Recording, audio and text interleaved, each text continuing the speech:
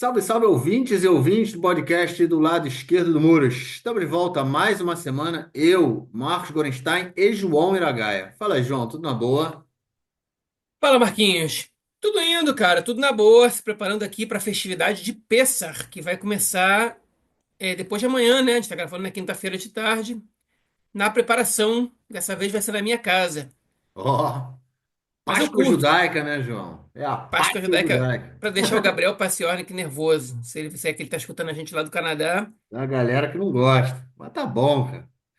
É... Vem cá, a Pêssar é a Páscoa judaica ou a Páscoa é o Pêssar cristão, cara? Oh, boa pergunta. Boa pergunta, cara. Não é não? Por que que tem que ser? Por que que os judeus têm que ficar para depois nessa aí, né, pô? Por que Não, quem que. veio antes? Pois é. Afinal Isso de aí. contas, a Páscoa acaba sendo no período de peça sempre, né, cara? Eu vou explicar por que que falam que Pêssar é a Páscoa judaica se os dois eventos não têm, as comemorações não têm nada a ver uma com a outra. Então, prezados e prezadas ouvintes, a razão é a seguinte: a última ceia de Jesus, ela aconteceu durante a festividade de Pêssar, né? E a Sexta-feira Santa acontece, a festividade de Pêssar dura 8 dias. Aconteceu também durante a festividade de Pêssar. Então, Jesus comemorava Pêssar, judeu que era, ainda que alguns digam que ele era palestino, mas pode ser que ele fosse palestino nessa concepção de vocês, mas também era judeu. E ele comemorava Pêssar, segundo a própria tradição cristã. E aí, a Páscoa lembra, né, os últimos dias de Jesus, né, quando ele foi levado à cruz, que aconteceram durante a festividade de Pêssar. A Sexta-feira Santa, de fato, é um dos dias de Pêssar. É o penúltimo ou antepenúltimo dia da festividade de Pêssar. Então, o domingo de Páscoa é o último dia da festividade de Pêssar. A Semana Santa, na verdade, é a semana de Pêssar. Então, por isso dizem que Pêssar é a Páscoa judaica, porque elas acontecem simultaneamente. E a Páscoa cristã é um dos eventos que obedece o calendário judaico. Ele acontece numa mescla do calendário solar com o lunar, que é o calendário judaico. Não só obviamente, a Páscoa, é a Páscoa, né, também Corpus Christi, também a Quaresma, o Carnaval, tudo isso obedece o calendário judaico, não é de acordo com o calendário gregoriano, como por exemplo é o Natal e o Ano Novo, que aí são datas fixas no calendário gregoriano. Enfim, para quem não sabia, fica essa curiosidade aí. Tá aí, né? Então, tá resolvido, tá explicado que, na verdade, não é o Pêssar que é a Páscoa judaica, é a Páscoa que é o Pêssar cristão. É isso, João. Vamos vamos então passar. A gente tem uma novidade aí nessa semana. A partir de agora, a gente vai começar também a dar um spoiler, né, de tudo que a gente vai falar no nosso podcast. Por Antes, blocos. antes de mais nada, então, peraí, para tudo. Gravando aí na quinta-feira, 10 de abril de 2025, 1h43 da tarde, nesse exato momento. E vamos então ao nosso menu por blocos, né? Primeiro bloco, a gente vai falar de toda a questão da guerra, da guerra em Gaza, notícias aí sobre um novo plano de limpeza étnica que anda avançando, tomada do território de Gaza por parte do exército israelense, também militares, né, que estão se recusando a servir e pedem o fim da guerra e uma crise com a Turquia por conta aí de ataques na Síria. No segundo bloco, a gente vai falar aí do Qatargate, né? Os ouvintes já estão mais por dentro desse assunto. A gente vai atualizar sobre tudo que aconteceu essa semana. Também a visita de Benjamin Netanyahu aos Estados Unidos. Uma polêmica isso, que envolve a unidade judaica, né? Do Shin Bet, do Shabak, a unidade que faz aí a investigação, né, dos terroristas judeus no Shabak, por conta de vazamentos que surgiram essa semana. A questão do Ronen Bar, né, do chefe do Shabak, que foi julgada pelo Supremo Tribunal essa semana, e uma pesquisa eleitoral do Canal 12, que saiu esta semana. E no terceiro bloco, como já é tradição, a dica cultural, a palavra da semana e outras cocitas más. É isso, João. Vamos então passar para o nosso primeiro bloco, para tratarmos de tudo que eu falei agora no spoiler.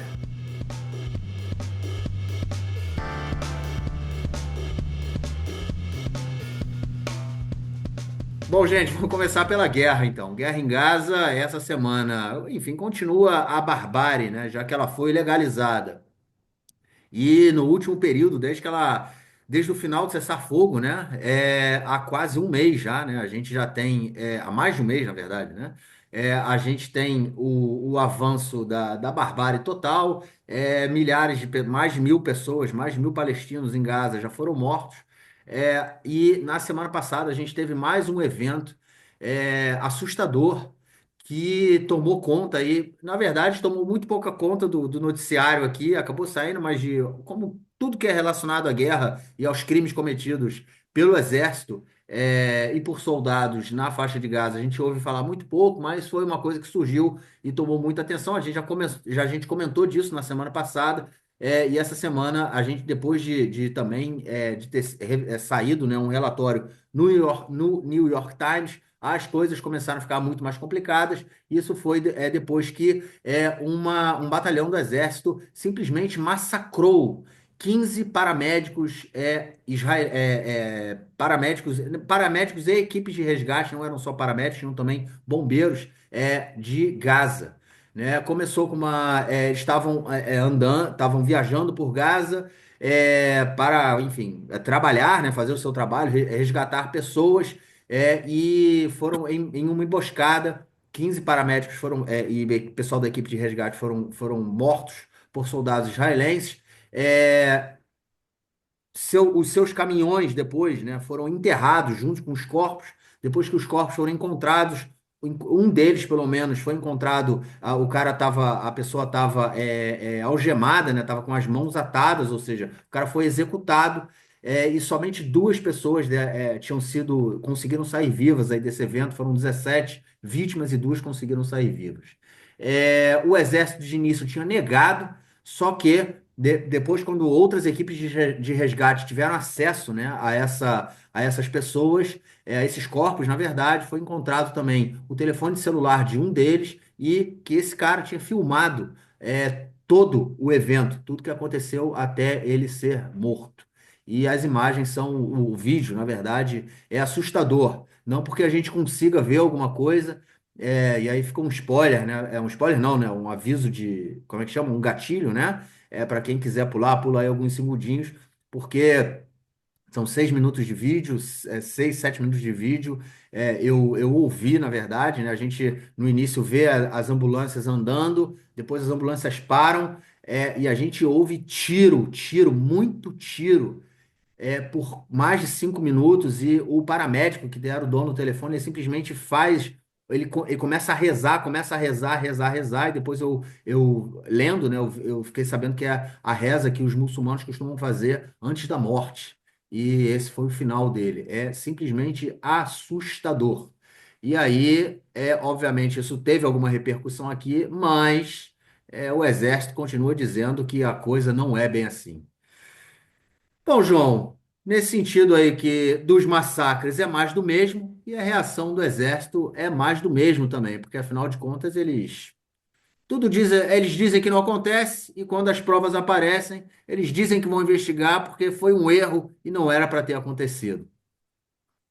Pois é, Marquinhos, eu não tenho nem muito mais o que acrescentar nessa história, porque você descreveu tudo e o que que eu vou falar? O exército primeiramente se negou, disse que isso não tinha acontecido, que as ambulâncias estavam dirigindo com as luzes apagadas e carros com luzes apagadas são suspeitos. E aí surgiu um vídeo, inclusive foi compartilhado no Twitter pelo jornalista Nir Hassan do Haaretz, mostrando o momento de disparo contra o comboio de ambulâncias e mostrando que todas elas estavam com as luzes ligadas. E aí o exército que fez voltou a negar que elas estivessem com as luzes acesas. Isso aqui ficou meio complicada a situação para o exército, né? Porque depois que você mostrou o vídeo do bombardeio acontecendo, você não tem como negar a imagem. Você tem que estar, enfim, a menos que aquela imagem seja falsa, o que o exército não disse que é também.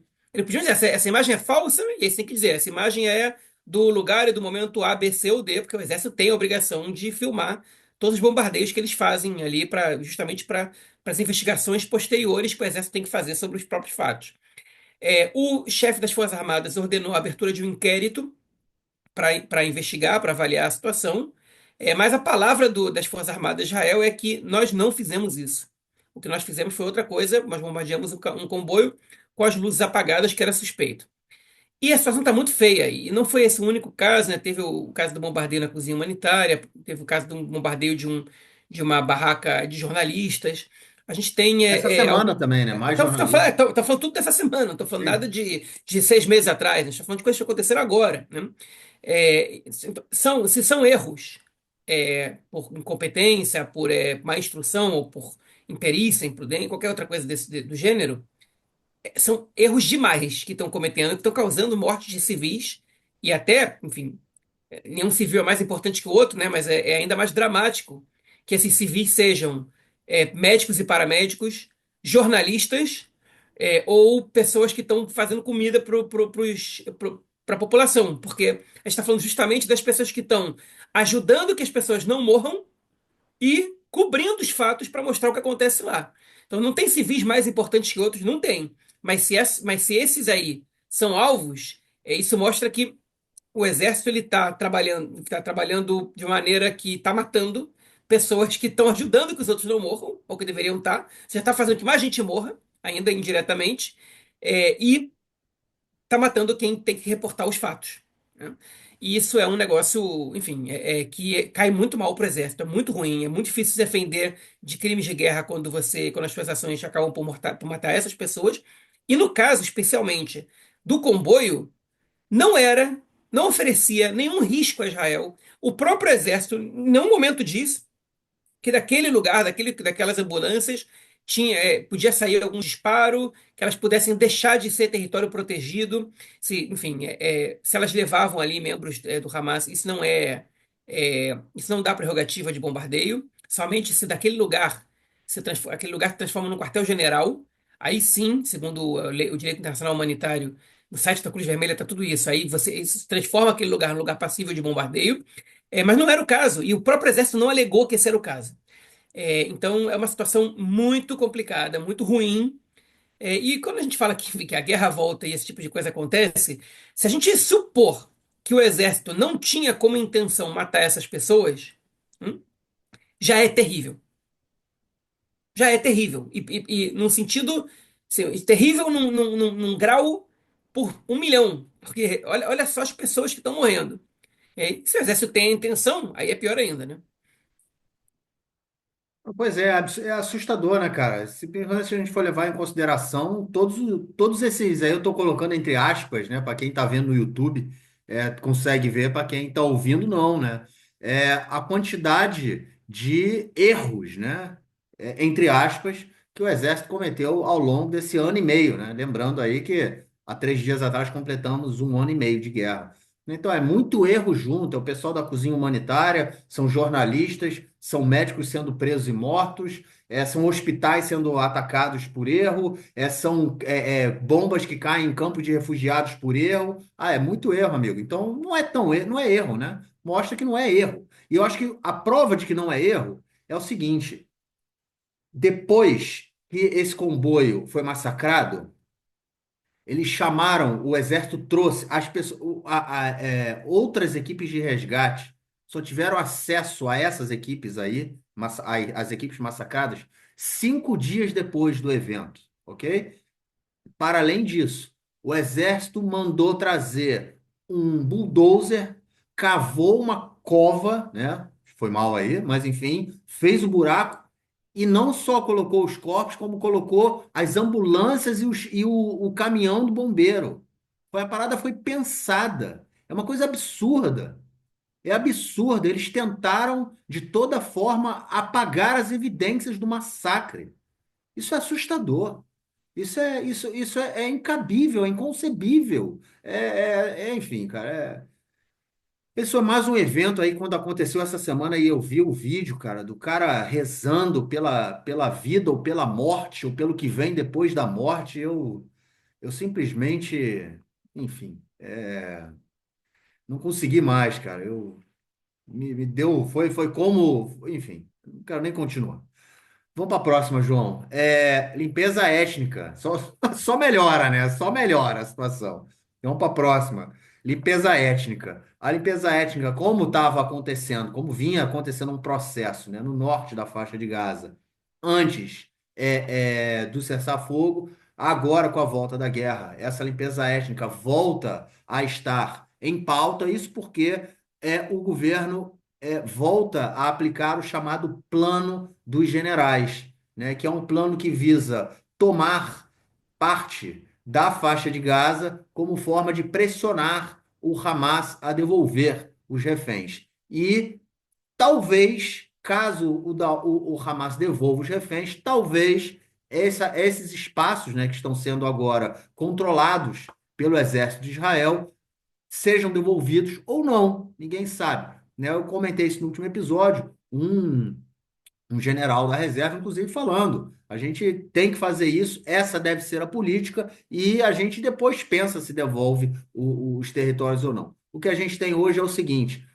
o corredor Netzarim, né, que divide o terço norte dos dois terços sul da faixa de Gaza, já está sob controle israelense novamente, e ele tem uma área de 56 quilômetros quadrados, e agora toda a região sul de Rafia, né, que faz ali o corredor Filadélfia, né, que é a fronteira da faixa de Gaza com o Egito, também já está novamente sob controle israelense, porém avançando para o norte, né? Então a gente tem agora dois enclaves dentro do enclave, aquele terço norte que está completamente destruído, onde a população foi permitida a volta da população durante o cessar-fogo, e agora os dois terços sul, que na verdade estão sendo completamente comprimidos, né? Em função aí dessa criação de uma, vamos dizer, buffer zone, né? Uma região não militarizada e que a presença de qualquer cidadão palestino está completamente proibida. É isso, cara. Esvazia de palestino, por enquanto, não se coloca uma outra população no local, mas o próprio plano do exército de talvez continuar sob o controle dessa região já mostra aí que a política é aparentemente a limpeza étnica. Marquinhos, essa tomada do sul, né, na verdade, é uma ampliação, o exército chama dessa maneira, uma ampliação da zona, não é exatamente uma zona desmilitarizada, porque ela é somente militarizada, mas em hebraico é a mesma expressão que você usa para a zona desmilitarizada, né, que é o Ezor Hetz, que é como uma buffer zone, basicamente, só que controlada pelo exército, que ela vai ser ampliada. Ela ocupa um espaço na fronteira entre Israel e a faixa de Gaza, para dentro de Gaza, desde o 7 de outubro, né? Não desde o 7 de outubro, desde que Israel começou a incursão terrestre e aí ocupou essa região, ela ocupa um perímetro de entre 800 metros e 1,5 km. E o exército decidiu que na região. Perdão. Ela ocupa. Deixa eu. Ela, na região norte, onde fica o corredor Netzarim, ela ocupa um espaço maior, que é a região que circundeia o corredor Netzarim. E agora a novidade é que ela vai ser estendida em toda a micro-região, a macro-região, melhor dizendo, de Rafah, ou Rafia, como se diz aqui em hebraico, em árabe também, que é uma região de mais ou menos 70 quilômetros quadrados, que representa 20% de toda a faixa de Gaza. 70 ou 75 quilômetros quadrados, uma coisa assim.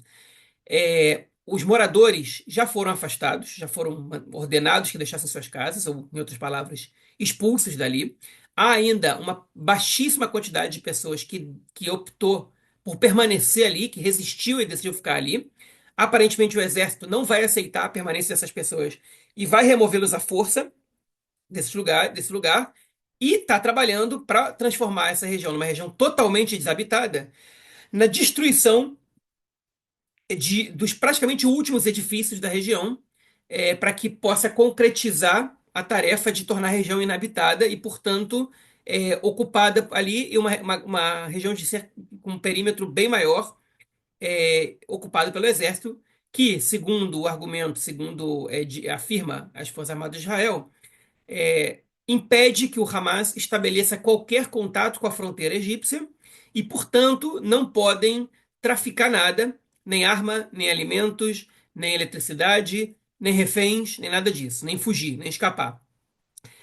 Essa foi a medida adotada pelo Exército. Na verdade, o Exército ainda não concretizou totalmente, mas está prestes a completar essa tarefa, ainda que ela não tenha sido anunciada de antemão. Que essa também é uma mudança de posição, uma mudança, na verdade, de ação, de forma, método do exército, do início da guerra para agora.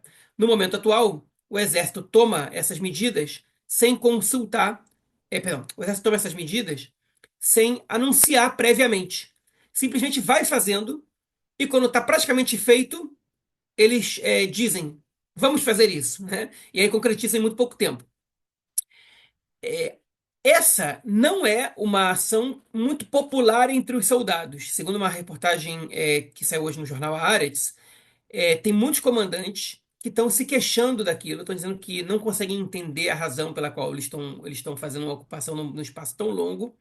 Eles acham perigosíssimo para os próprios soldados que se ocupa essa região, porque a gente tem diversos, dezenas de casos de soldados que foram feridos e até morreram por conta da queda de escombros, né, de edifícios que desmoronaram perto deles ou em cima deles mesmo. É, Fica uma região perigosa também para terroristas escondidos, porque em escombros você não tem como entrar, como fazer uma inspeção, e às vezes você pode ter um túnel localizado embaixo dos escombros e que de onde podem sair, podem jogar uma granada ou podem fazer um disparo de um míssil RPG, enfim, antitanque. Então é uma situação que o próprio exército questiona. O exército, eu digo, não o alto escalão, isso, se tem alguém que questiona ali, a gente não recebe essa informação. Mas os soldados de campo têm dito, obviamente, em off, porque eles são proibidos de comentar sobre isso, de opinar sobre a guerra. Mas têm dito em off tanto para jornalistas como para organizações de direitos humanos, que estão mostrando descontentamento com isso. Todo mundo? Não, alguns estão apontando para essa questão. E isso casa muito bem com a ameaça que o Netanyahu e o Israel Katz fizeram, que foi: se o Hamas não devolver os reféns, a gente vai ocupar territórios na faixa de Gaza. Aparentemente, é isso que está acontecendo. Israel está ocupando territórios na faixa de Gaza que antes não ocupava. Enfim, e isso abre espaço para que num futuro não muito distante você possa reconstruir colônias. Vale lembrar que bem próximo ali, inclusive alguns territórios desses ocupados pelo exército agora, são os mesmos exatamente, que é onde ficavam o bloco de colônias Gush Kativ, que é onde moravam entre 5.500 e 6.000 colonos judeus, antes até o ano de 2005, que foi evacuado pelo Estado de Israel em 2005, por iniciativa do ex-primeiro-ministro Ariel Sharon, que a gente chama de Plano de Desconexão de Gaza, mas fica bem naquela região ali. Né? Obviamente não pegava a cidade de Rafah, mas pegava uma boa parte da orla e parte da região do campo ali, da região agrícola que circundeia Arafir. As pessoas que moram na cidade de Rafah hoje estão vivendo basicamente na região humanitária que fica na orla, e também em novos campos de refugiados montados na cidade de Han Yunis, principalmente, que fica na parte centro-sul de Gaza. Essa tomada de Israel, ela só pode ter justificativa legal, segundo as próprias leis de guerra, se ela se mostrar uma ocupação temporária e com interesse na segurança da população israelense. Caso Israel prolongue a sua estadia ali, construa colônias ou não comprove que aquilo é fundamental para a segurança da população israelense, então essa ocupação ela é ilegal segundo as leis de guerra. E a gente não está falando de conquista nem de declarar soberania. Isso é ilegal em qualquer aspecto. A gente está falando em ocupação temporária somente, militar. Mas, como a gente sabe que a permissividade da comunidade internacional ela é muito grande, né, depois de mais de quase 60 anos de ocupação na Cisjordânia, só agora o Tribunal Internacional a Corte Internacional de Justiça emitiu um parecer sobre o caso da Cisjordânia, alegando que, ainda que Israel diga que aquilo é uma ocupação militar e temporária, os assentamentos provam o contrário. Pode ser que o governo israelense esteja apostando na mesma permissividade em relação à faixa de Gaza. Saberemos a médio e longo prazo. Espero que não aconteça, mas enfim, quem duvida de alguma coisa hoje simplesmente não entende a nossa realidade aqui.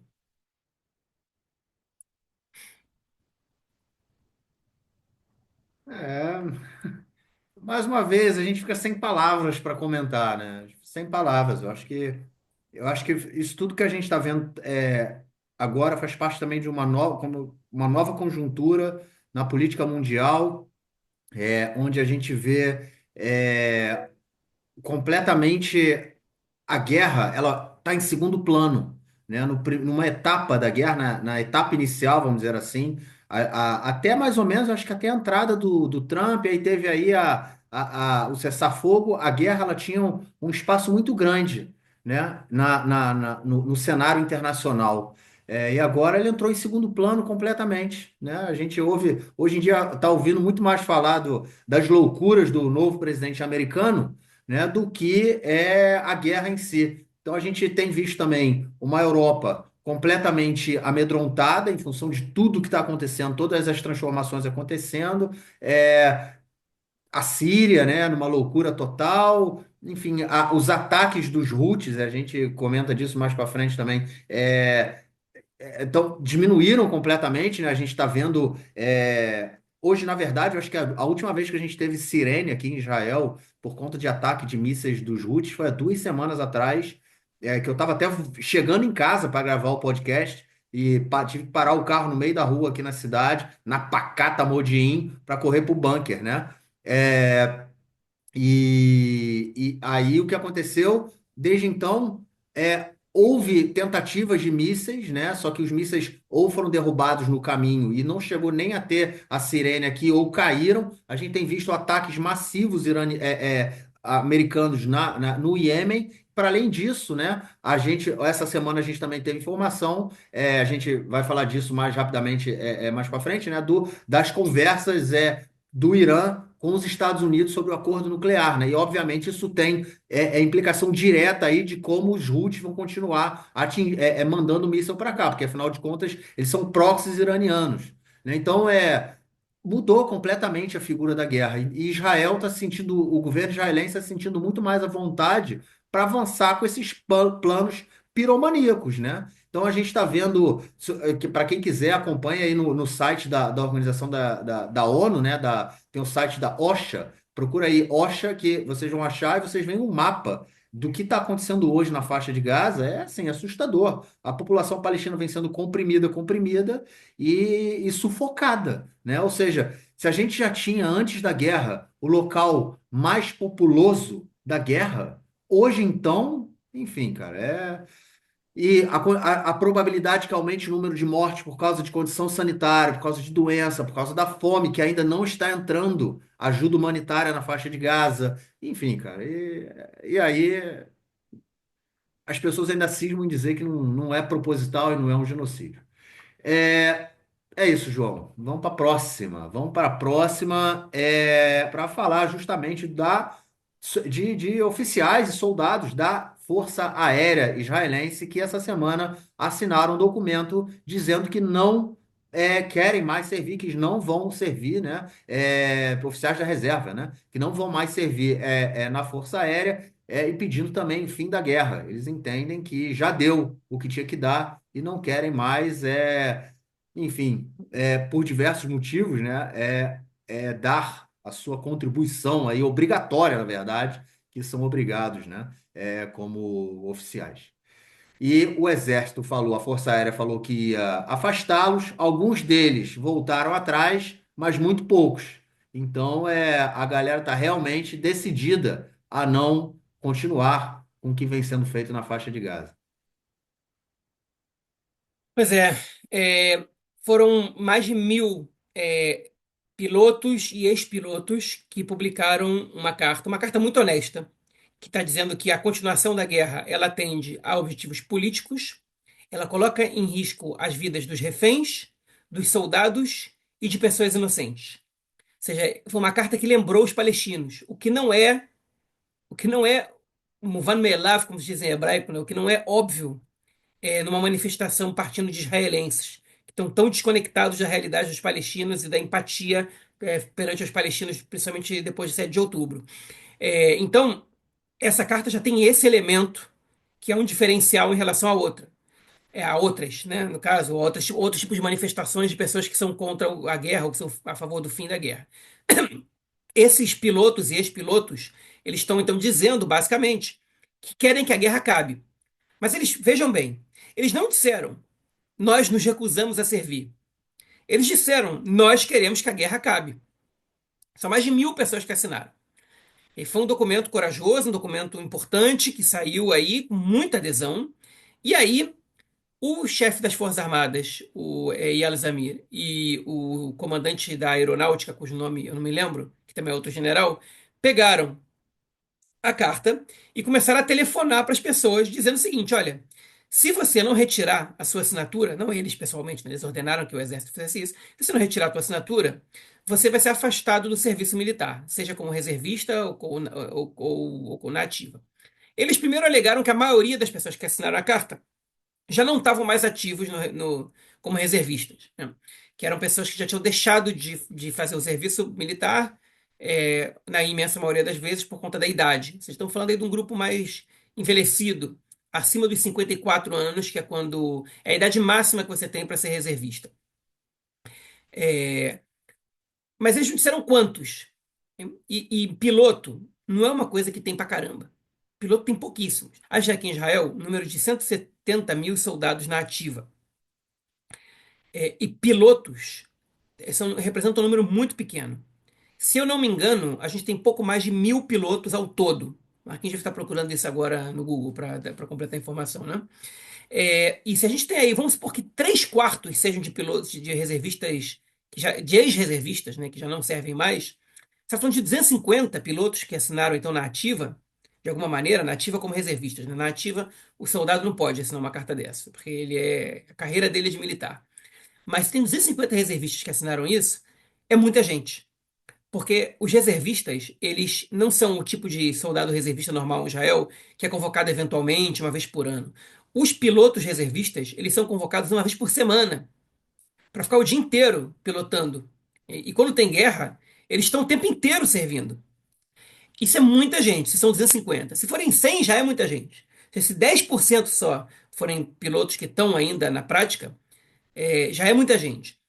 E aí, quando essas ligações foram feitas, 25 pessoas retiraram a assinatura, mas 8 botaram depois disso, quando souberam que essas ligações estavam sendo feitas.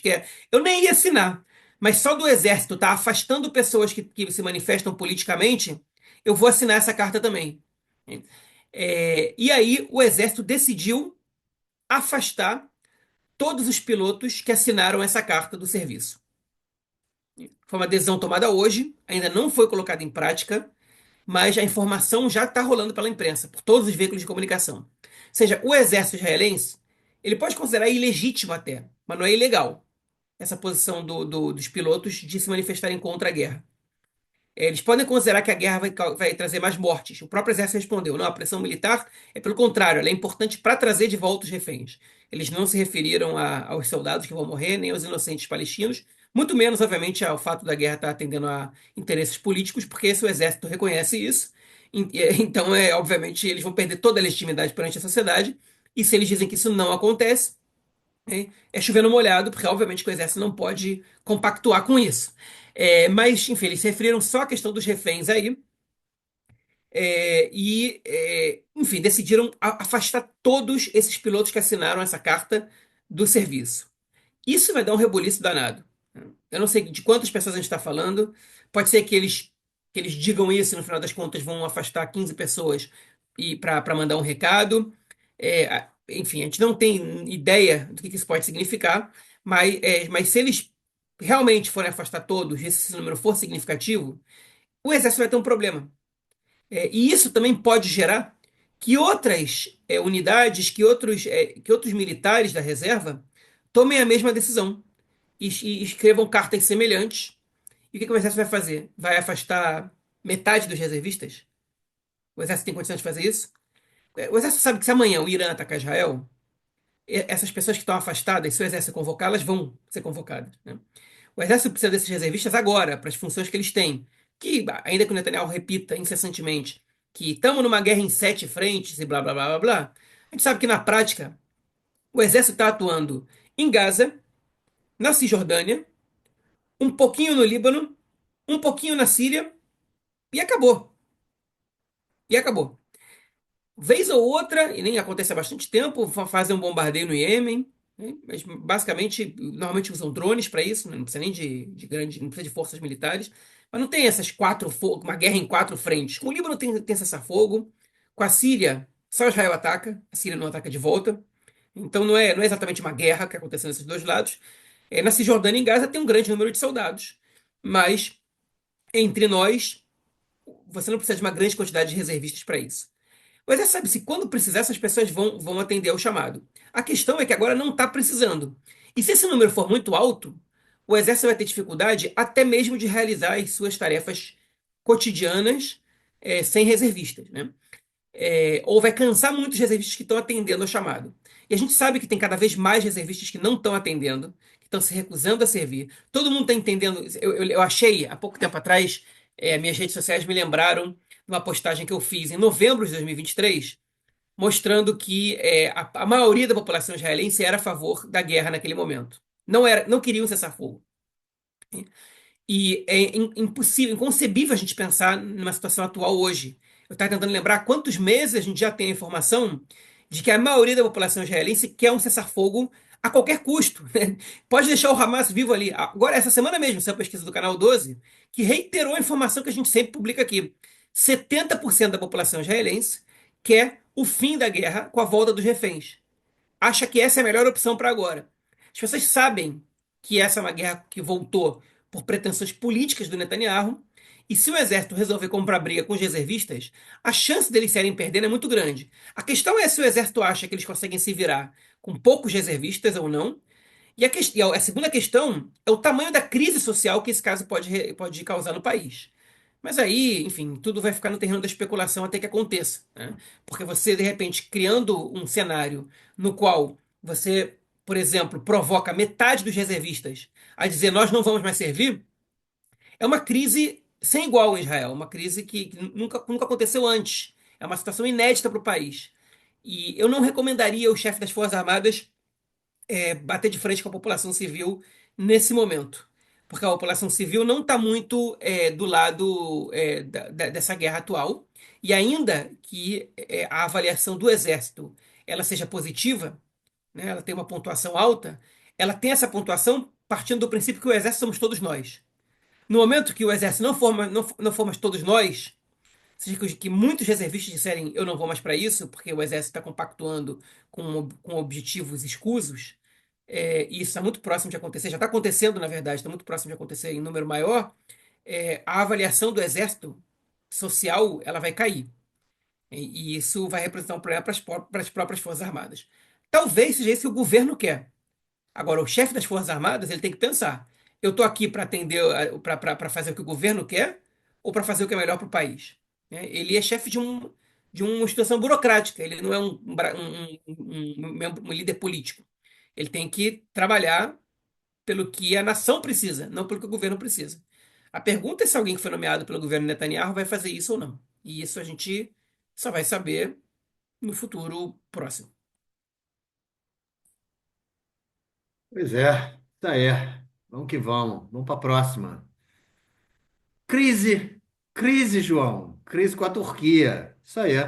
Bom, a crise com a Turquia é uma coisa que já se prolonga por anos, né? Na verdade, vamos dizer assim, porque o governo Erdogan é um governo que gosta muito de incitar, né, contra Israel, e tudo mais. Porém, não gosta de quebrar as relações, porque sabe também que Israel é um bom parceiro econômico, né, para a Turquia, além de, enfim, todas as questões por trás disso.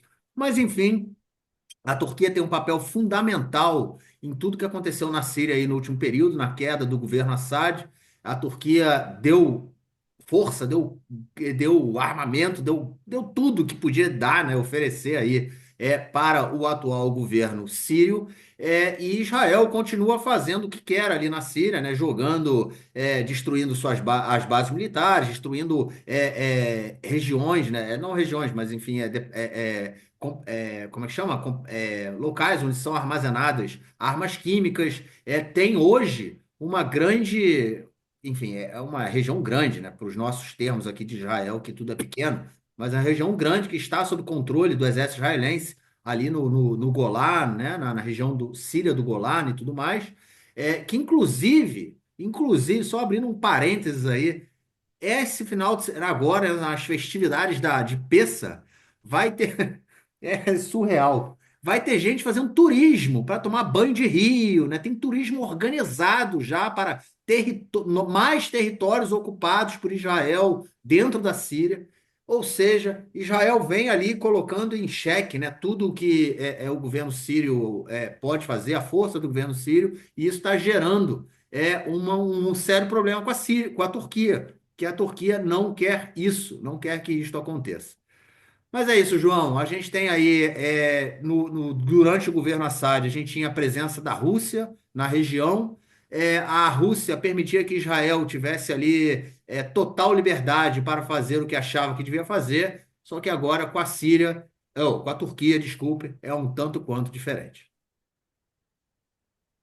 Pois é, a gente vai comentar um pouco mais, mas só para vocês entenderem, então, para quem não segue a gente há mais tempo, a Turquia foi o país que praticamente deu fim ao regime do Assad, né? Que foi quem bancou, financiou, treinou as milícias que derrubaram o regime do Assad, que, enfim, que aproveitaram o vácuo deixado ali pelo enfraquecimento do Hezbollah e do Irã, foram enfraquecidos justamente por Israel e aproveitaram ali o timing e tomaram o poder. E a Turquia, obviamente, tem objetivos com isso, né? A Turquia quer exercer controle sobre a Síria. A Turquia, enfim, o Erdogan, o presidente turco, ele tem um discurso imperialista. Ele sempre se refere ao Império Otomano como tempos de glória da Turquia. A Turquia, enfim, Império Otomano, Império Turco-Otomano, já no final, era o império que controlava boa parte do mundo árabe, inclusive a Síria inteira. E é um caminho para ele exercer influência sobre o resto do Oriente Médio, nessa disputa que existe entre as lideranças do Oriente Médio, né, quem ocupa o maior espaço ali, se é o Irã, se é a Arábia Saudita, se é a Turquia, se é o Egito, né? O Egito atualmente está em baixa, mas já foi uma das principais lideranças, se não a principal da região. E a Turquia é, quer exercer influência sobre a Síria, já tem tropas dentro da Síria, Israel tem feito ataques sucessivos à Síria, né? O que o exército afirma é que impede que armas cheguem ao Hezbollah, debilita grupos terroristas na Síria com pretensões de fazer atentados e ações contra Israel, e etc. Às vezes até para evitar massacres de populações drusas sírias também. Inclusive Israel tem liberado parte dos sírios, dos drusos sírios para entrar no país e trabalhar aqui. Ultimamente isso tem acontecido. E isso leva Israel a um choque com a Turquia. Israel, inclusive, a gente comentou isso aqui há umas duas edições, tentou interceder junto, tentou, na verdade, pedir para o governo Trump para que o Trump intercedesse na adesão do Putin de retirar todas as tropas russas da Síria. Israel queria que tropas russas permanecessem no território sírio, alegando que aquelas tropas ajudavam a manter algum controle sobre a região, o que, na verdade, que Israel queria é que os turcos não se sentissem tão à vontade, tão livres para poder controlar o território sírio. E esses bombardeios têm incomodado os turcos porque eles não querem que o território que eles almejam exercer uma forte influência seja bombardeado por Israel quando Israel decide, né? Basicamente. Então, esse caso foi parar, inclusive, na reunião entre o Netanyahu e o Trump. Eu não sei se na reunião eles tocaram nisso, mas na entrevista no Salão Oval, o Trump tocou nesse assunto. E eu vou parar por aqui, porque a visita do Netanyahu para os Estados Unidos é o tópico à parte do nosso próximo bloco. É isso. Eu só queria comentar de novo sobre essa parada de vagabundo visitar territórios ocupados da Síria. Isso é para a região desmilitarizada que Israel ocupou Cara, agora? é essa região que Onde ocupou é que você viu isso? Eu agora. não vi isso não, cara. Que Cara, isso eu vi loucura. semana passada, retrasada. Eu vou procurar Porque aquilo, aqui. eu tinha entendido que aquilo era um território militar, que você não pode levar Não, civis para lá. mas foi liberado. Porque o que acontece? O exército falou, ó, é por sua conta e risco. Vocês podem ir lá, Isso é uma tipo, o piada. exército não vai fazer nada. Isso é O uma exército piada. não Você vai. falou isso, eu falei, não, mas deve ser no Golã normal, tipo no Não, Golã não é que Israel não, já, cara. já Eu fiquei declarou chocado, mas soberania. falei, irmão, É um porra. negócio que é isso, cara. Que coisa absurda. Porra! Aí depois reclama de ocupação, crime de guerra, né? Reclama, reclama. Fazer o quê? Eu vou procurando aqui, a gente vai avançando, eu vou procurando. Detalhe, eu não consegui achar o número de soldados, eu procurei, não consegui achar o número De pilotos, de pilotos, pilotos na Força Aérea. Mas enfim. vou perguntar pro Vamos lá. DeepSeek e pro ChatGPT, vamos ver se eles sabem. Olha, será? Porra, essa informação aí, se o DeepSeek tem, amigo, porra, vamos ver. Bom, é isso. Enquanto a gente procura essas coisas, vamos passar para o segundo bloco para tratarmos de questões da política interna esta semana.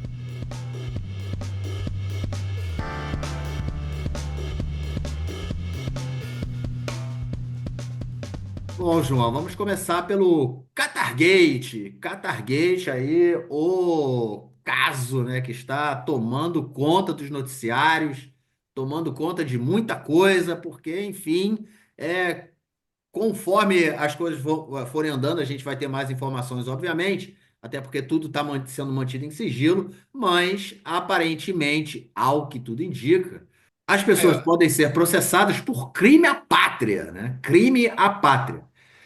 Bom, João, o Catar, né? Essa foi uma das questões aí que surgiram, que o Catar, que as informações que estavam saindo do gabinete do primeiro-ministro, pelo Eli Feldstein, e pelo Urir, Jonathan Urir, eram de que eles estariam fazendo uma jogada ali para aumentar, no caso, a popularidade do Hamas, não, do Catar, né? E diminuir a popularidade do Egito. E o Qatar disse essa semana que não é bem assim, que eles não pagaram os malandros para fazerem isso, querendo tirar meio ali que o corpo fora dessa situação, e os dois suspeitos, né, que estavam presos aí na semana passada, foram libertados essa semana. É isso, vamos avançando no Qatargate, né? Pois é, Marquinhos, antes de começar a falar sobre o Qatargate, eu vou trazer a informação que nos deram os sites de inteligência artificial, tanto o ChatGPT como o DeepSeek. Tá? Olha, O DeepSeek me deu a resposta na lata, ok? Mas foi uma resposta estimada, porque o Exército não informa. O DeepSeek diz que o Exército tem entre 800 e 1.200 pilotos na ativa e entre 1.500 e 2.000 na reserva. Enfim, então o total é entre 2.300 e 3.200 pilotos, que é uma das maiores proporções per capita do mundo. Me deram direto essa resposta e me deram as fontes, né, que foram relatórios do International Institute for Strategic Studies, o ISS, que é uma instituição aí israelense de trabalho de segurança nacional, o Jane's Defense Weekly, que eu não sei o que é, e declarações de ex-comandantes da Força Aérea Israelense em entrevistas.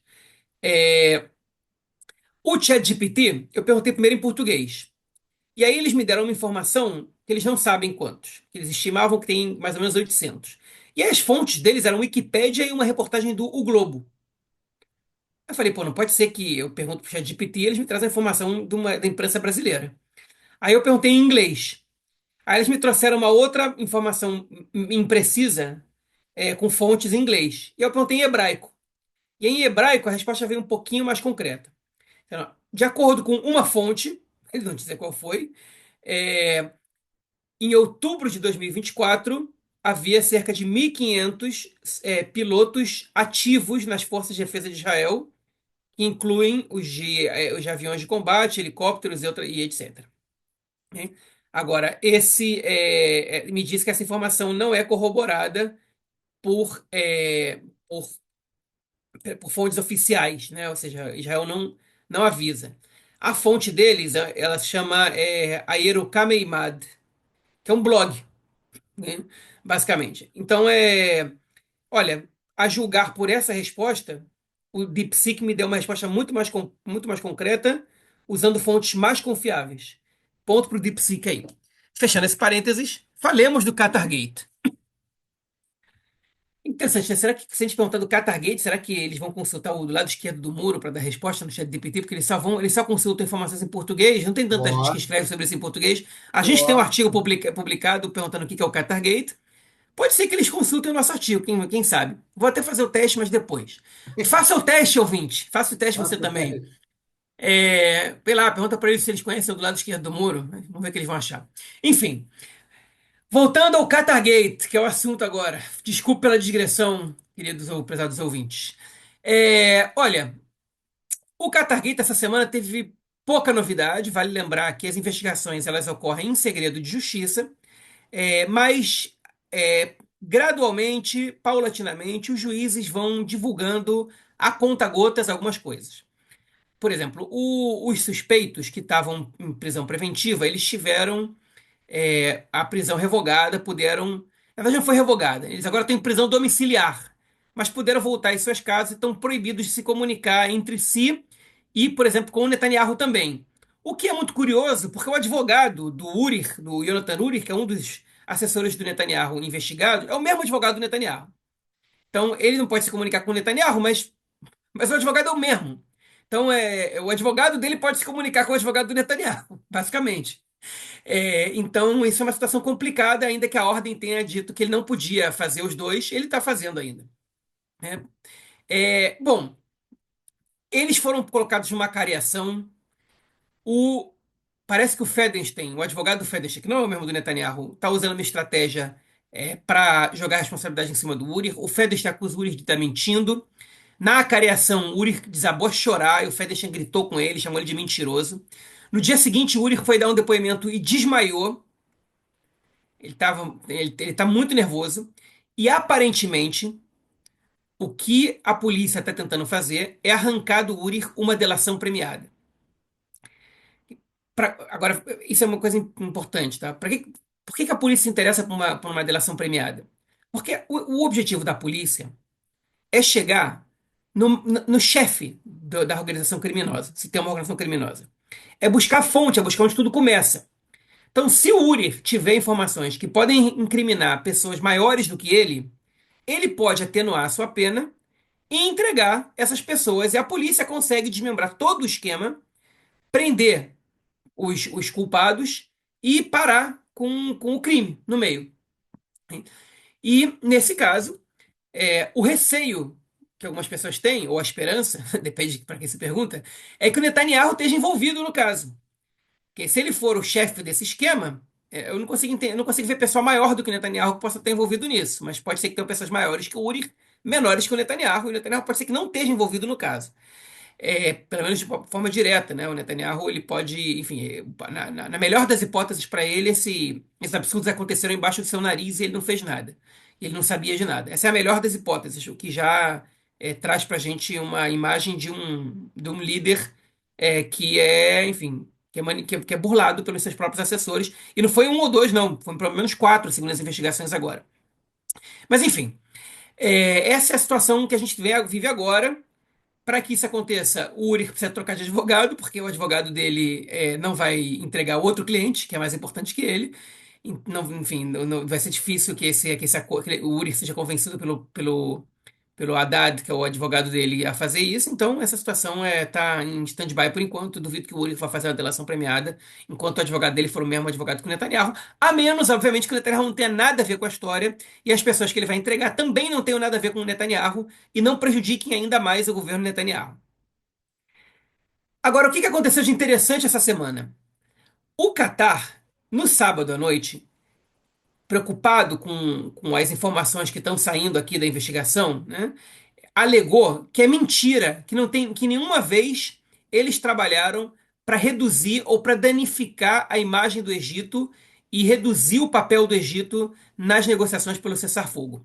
Quem escutou a nossa edição passada sabe que uma das acusações que foram feitas, inclusive é uma acusação muito, muito perigosa, porque ela afeta Israel de diversas maneiras, é de que os envolvidos, especialmente o Eli Fedenstein, estaria trabalhando para convencer a imprensa de que o Egito é um personagem pouco importante e que o Catar é o principal personagem na negociação pelo cessar-fogo, não porque isso realmente fosse verdade, mas sim porque ele estava querendo melhorar a imagem do Catar. Ele era pago para isso, segundo as investigações, perante a sociedade israelense. Quando você reduz a posição do Egito, você prejudica um país, esse sim, aliado de Israel, porque Israel tem relações diplomáticas com o Egito, tem um acordo de paz desde 1979 com o país. Você também reduz um aliado importante, um personagem, um player importante nessa situação para conseguir a libertação dos reféns, porque o Egito tem fronteira com Gaza, pode pressionar o Hamas de diversas maneiras a libertar os reféns, pode negociar com o Hamas, e você abre mão de um personagem tão importante assim. Enfim, tudo isso junto. E aí o Catar se apressou para dizer: mentira, a gente não fez isso, a gente não diminuiu o papel do Egito. Mas quem sabe o que o Catar não negou, Marquinhos?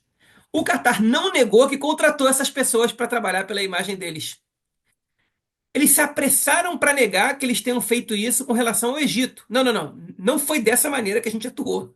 Basicamente, essa informação nas entrelinhas do Catar. Ó, a gente trabalhou, sim, a gente contratou essas pessoas, sim, mas a gente não pediu para diminuírem o Egito, não. Talvez ele tenha feito isso aí por vontade própria, porque ele achou que dessa maneira ele ia fazer o trabalho melhor.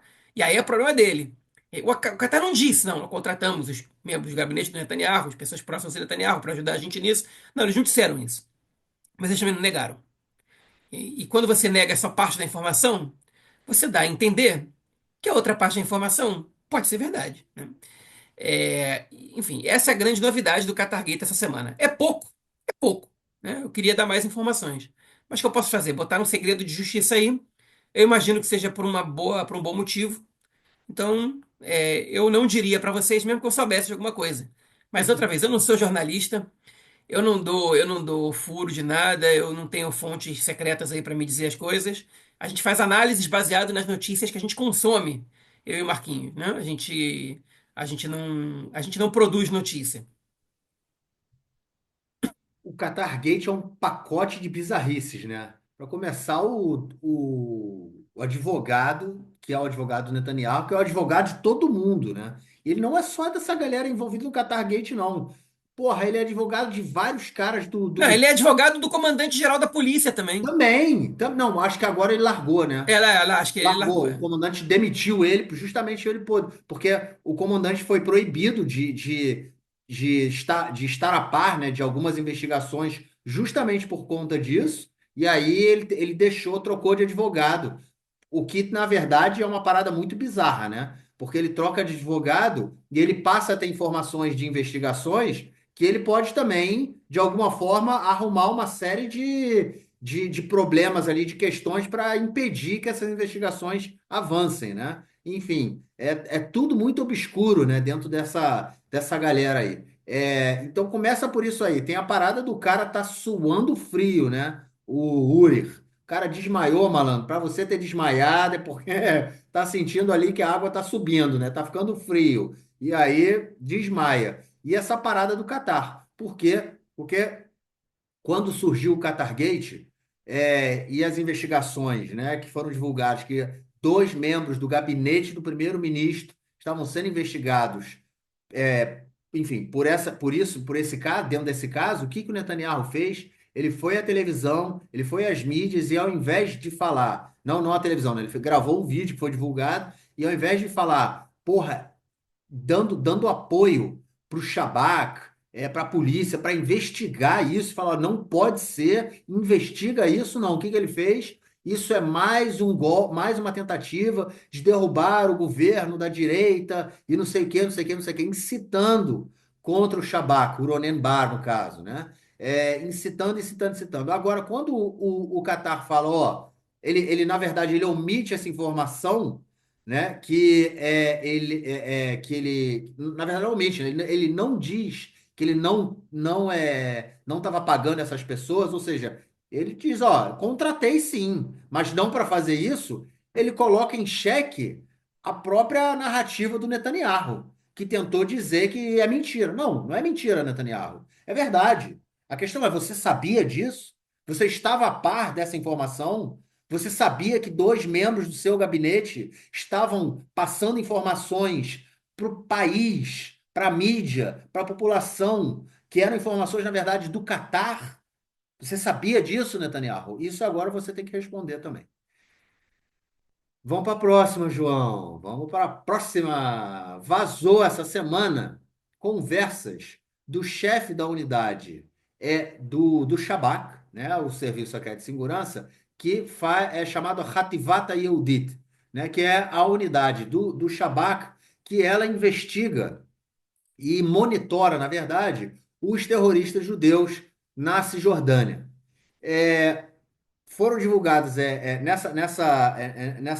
nesse vazamento de áudio, nessa conversa, né, entre o chefe da unidade judaica e um operador, né, do Shabak, o chefe da unidade simplesmente dizia para que esse operador prendesse terroristas judeus, mesmo que não houvessem provas, para que eles fossem presos e, enfim, depois que tivesse que ser soltos, que eles sejam soltos, mas isso foi logo depois de um atentado que aconteceu no vilarejo de Jit, onde um palestino morreu depois que coquetéis Molotov foram utilizados. O que acontece com isso é que no momento em que isso é divulgado ali pela jornalista, entre aspas, né, Ayala Hasson, que ela tem feito aí propaganda indiscriminada para o governo, a direita, né, e o governo e os colonos e todo mundo saíram em defesa do fechamento dessa unidade que monitora ali os terroristas judeus. Afinal de contas, como diversos membros do governo já disseram, inclusive o ministro da Defesa, Israel Katz, não existe terrorismo judeu. E aí, cara, como é que não existe terrorismo? Quem deve dizer que existe ou não terrorismo judeu devem talvez sejam as vítimas desses mesmos terroristas, não? Pois é, foi exatamente isso que o repórter do Canal 11 disse para a entrevistadora quando ela estava no podcast de hoje. De hoje ou de ontem, acho que de hoje, do Canal 11, do CAN, sobre justamente a Hativai Yehudit do Shin Bet, né, do Shabak, Serviço de Segurança Geral, que é a unidade responsável por investigar crimes judaicos, né, crimes judaicos não, crimes de judeus da sociedade judaica, no caso, contra a segurança nacional. A gente atualmente não tem nenhum preso judeu em regime administrativo nas prisões israelenses, porque o ministro da Defesa, Israel Katz, mandou soltar todos eles. A gente tinha alguns. A gente tem 34 árabes cidadãos de Israel presos em sistema de prisões administrativas e milhares de palestinos. Mas a gente não tem nenhum judeu. E eles ainda dizem que estão sendo perseguidos pelo Shin Bet, né?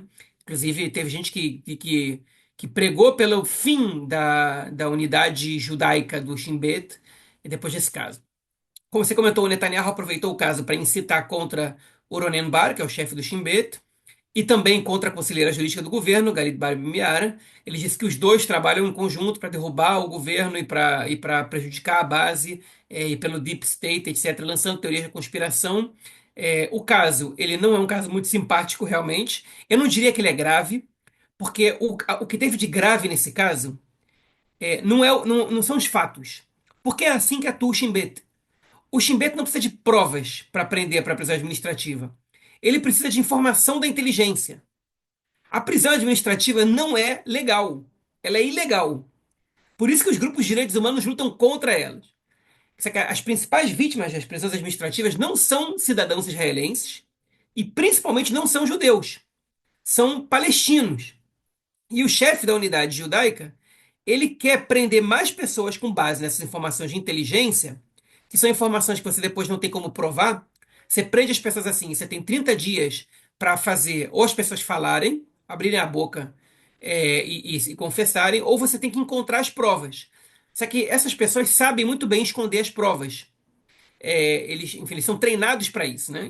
Então, existe inclusive um guia para esse tipo de crime feito, não me lembro que é o nome de quem escreveu, mas nesse mesmo podcast o repórter ele diz que diz que nesse guia eles ensinam como é que não deixar suas digitais, como você faz isso, como é que você não deixa rastro, blá blá. E no guia ele diz o seguinte: é melhor 30 dias preso, é melhor aguentar 30 dias de prisão administrativa do que 30 anos de prisão decretada. Você Não, encontrou o nome do guia? João, sim, sim, Noam Federman. Ele Não, escreveu Fedemol é o nos autor do anos guia. 90. O nome do guia é Saibam Seus Direitos. E aí ele explica nesse guia todos os métodos de investigação, né, que são utilizados pelo Shabak e também como você impedir, cometer atentados no caso sem deixar provas, né? Tudo que o cara tem que fazer sem deixar nenhuma prova ali para justamente ele não ser preso. Quer dizer, não ser preso com provas, né? Não, a prisão administrativa ele não tem como evitar. Mas aí ele fica calado. Isso é muito comum entre os colonos pegos. Eles mantêm o silêncio, eles não falam nada durante 30 dias, né? Porque eles sabem que depois de 30 dias a justiça manda os caras serem liberados. Isso não acontece com os palestinos, isso acontece só com os israelenses. E aí, com os árabes israelenses também, os palestinos não têm esses direitos. E depois de 30 dias eles são liberados, entraram o advogado com habeas corpus e a liberação é praticamente automática. E não acontece nada com eles. Eles sabem que eles estão sendo investigados, mas aí não acontece nada. Então, a questão não é exatamente o que ele mandou fazer. Porque o que ele mandou fazer ali, ele manda fazer com uma porrada. Ele não, né? O comandante os outros comandantes do Shin Bet mandam fazer com os palestinos o tempo todo. É.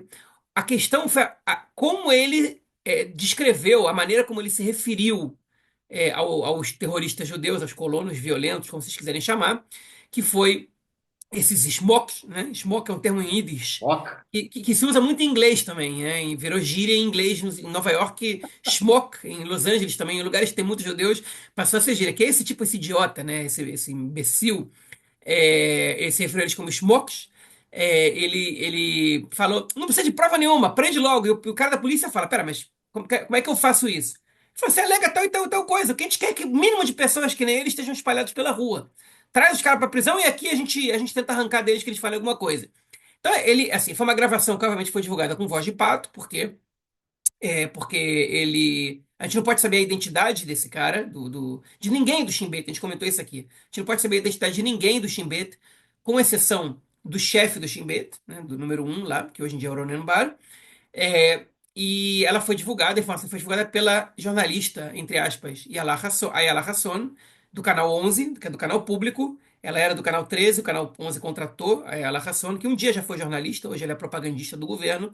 Não à toa essa gravação chegou na mão dela, na semana que a Suprema Corte tinha que decidir se o governo podia demitir ou não o Ronen Bar, porque o objetivo, obviamente, era tumultuar a situação e mostrar que o Shin Bet não tem controle de nada, e que o Ronen Bar permite esse tipo de desmando, etc e tal. Não funcionou. Esse caso nem foi citado no julgamento, sobre o qual a gente vai falar daqui a pouco.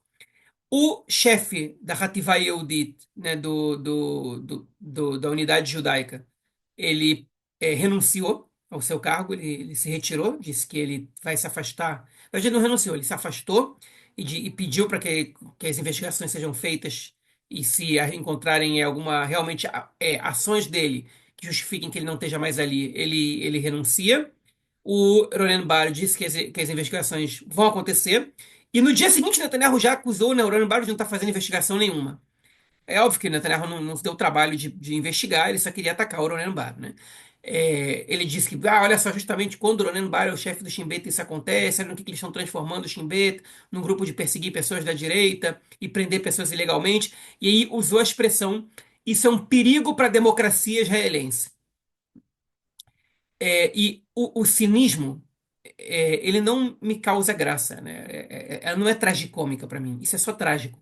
É só É, trágico que essas pessoas usem essa terminologia quando de fato eles estão destruindo a democracia israelense, a democracia liberal israelense.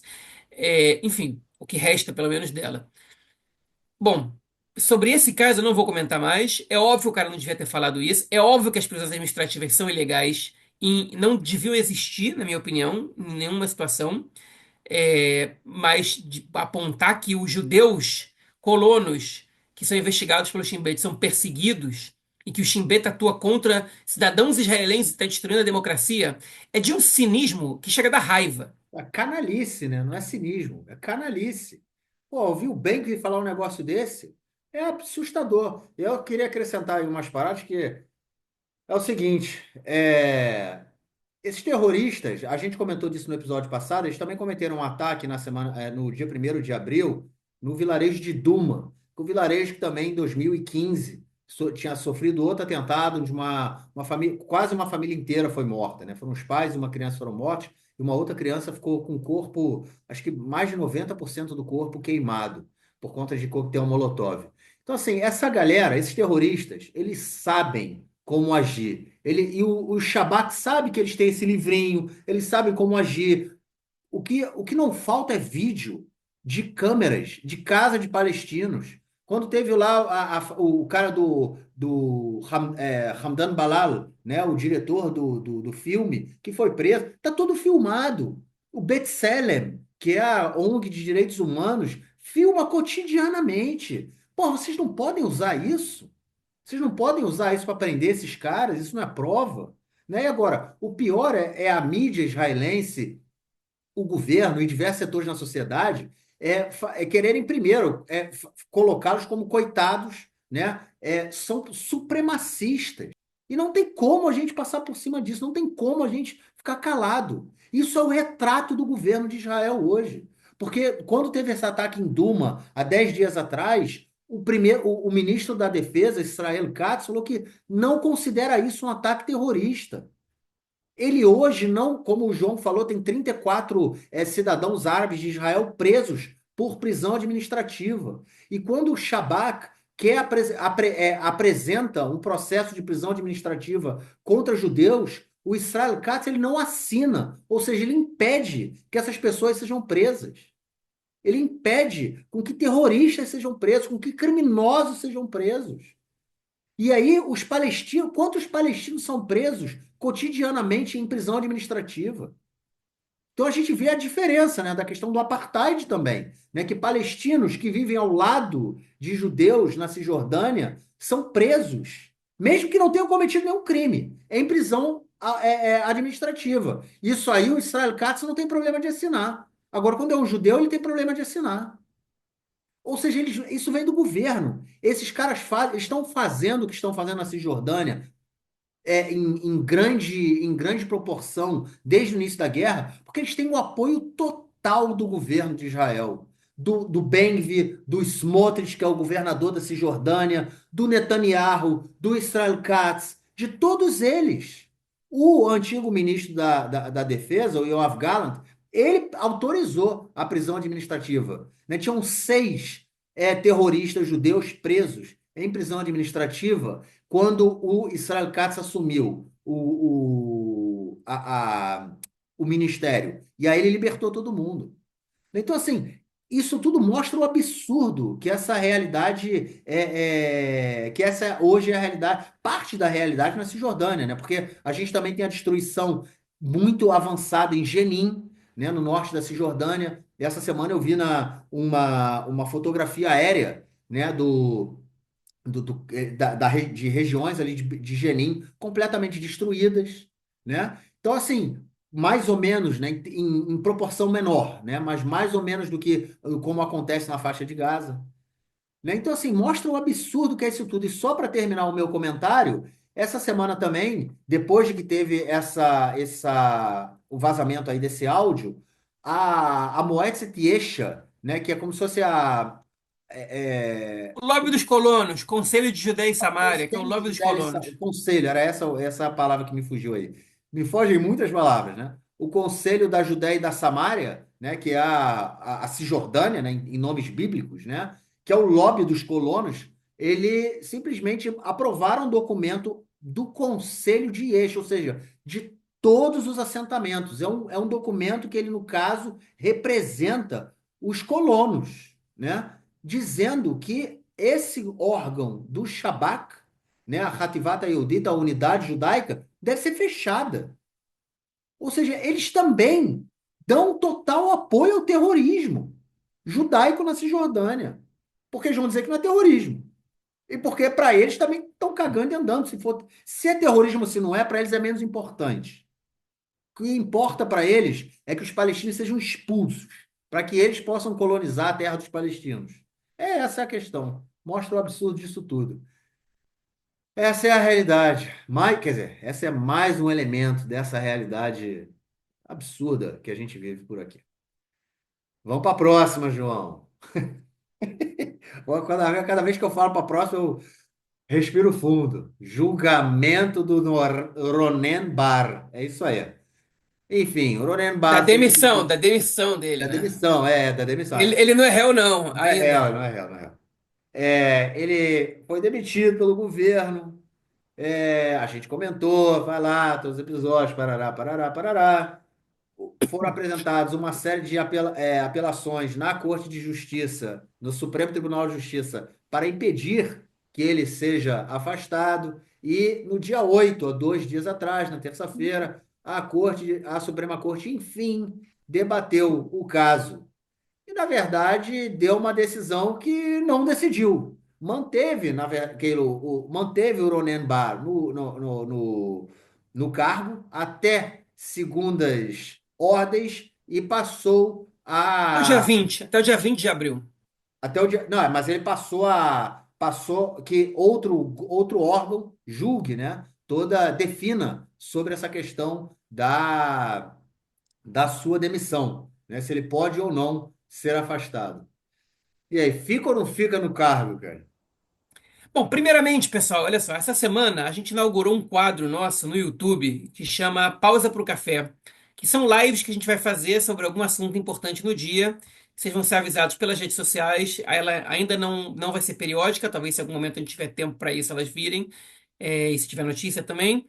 Mas vocês vão ser avisados pelas redes sociais e fiquem atentos. Dessa semana, que eu fiz no próprio dia do julgamento, foi nessa terça-feira, foi sobre esse caso, foi sobre o julgamento do Ronen Bar. Eu não vou agora esmiuçar tudo, porque eu já falei sobre tudo isso nessa live. O vídeo está lá no YouTube, para quem quiser ver. Hein? Chama Suprema Corte freia Netanyahu.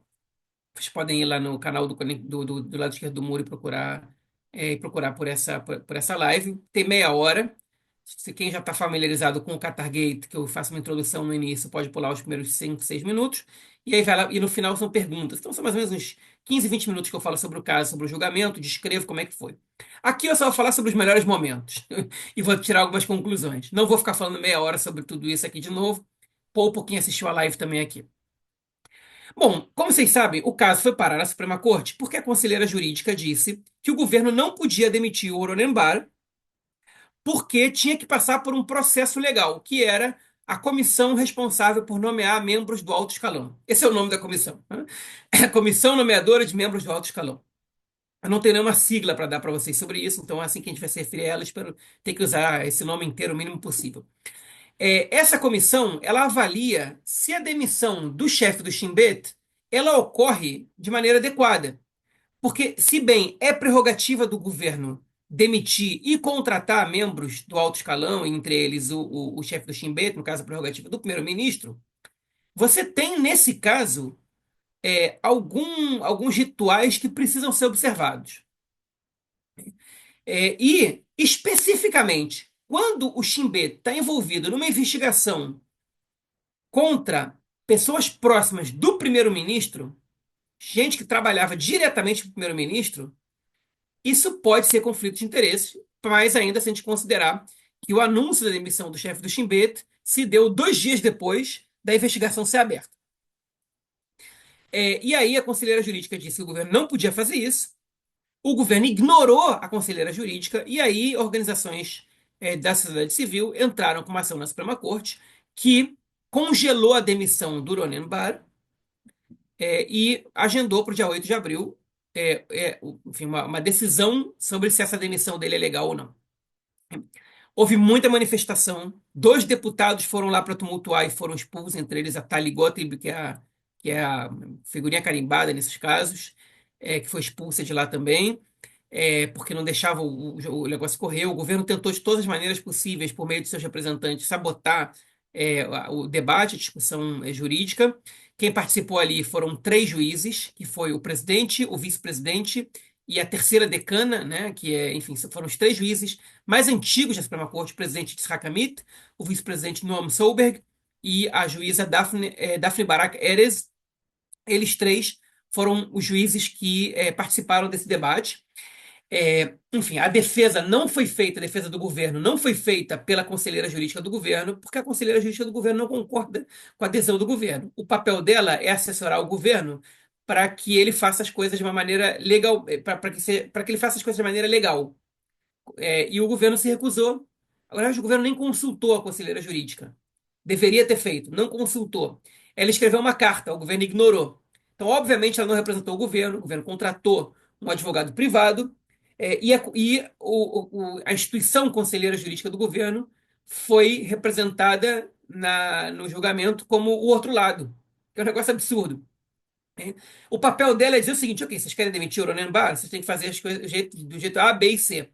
O governo não consultou. Ela mesmo assim disse: olha, pode ser que alguém veja aí conflito de interesses. Tem indícios disso.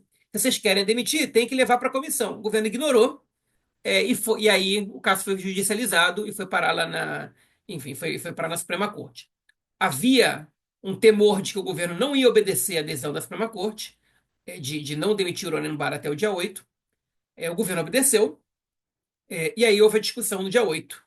E a discussão ela terminou com a Justiça, com a Suprema Corte, dizendo o seguinte: a demissão dele está congelada, a Suprema Corte entende que é prerrogativa do primeiro-ministro demitir o chefe do Shin Bet, mas isso precisa ser feito de acordo com o processo legal. Então, a gente dá para vocês até o dia 20 de abril para que o governo e a conselheira jurídica se entendam sobre a maneira de que a partir da qual isso deve acontecer. E se vocês não chegarem numa conclusão, a gente vai ter que impor. Mas a gente quer que vocês cheguem sozinhos. No dia 20 de abril a gente volta a conversar sobre isso. 20 de abril é depois de Pêssar, da festa judaica que começa agora no sábado à noite. A defesa do governo alegou? Que no meio de uma guerra com em 7 frentes diferentes, o governo não tem tempo de passar pelo devido processo legal. O Netanyahu perdeu confiança. Ele não tem mais confiança no chefe do Shin Bet e ele não tem o que fazer. Tipo, ele não tem como trabalhar com essa pessoa. Ele perdeu a confiança e isso é urgente e não pode acontecer dessa maneira. É, e a justiça questionou o representante do governo diversas vezes. Perguntou, peraí, mas o que significa perder a confiança? Desde quando não tem confiança? Né? Aí eles falaram, desde o dia 7 de outubro. Falei, então por que em novembro, quando o Netanyahu demitiu o Yoav Gallant e surgiu o rumor de que ele ia demitir também o chefe do Shin Bet e o chefe do Mossad, ele veio a público dizer que não ia demitir o chefe do Shin Bet e o chefe do Mossad, e o argumento dele para demitir o ministro da Defesa é que ele não tinha mais confiança no ministro da Defesa. Ou seja, né, por que ele não demitiu logo o chefe do Shin Bet em novembro do ano passado? Né? Ele falou, não, mas essa... E ele começou a... Mas, enfim... E aí o advogado ele se enrolou.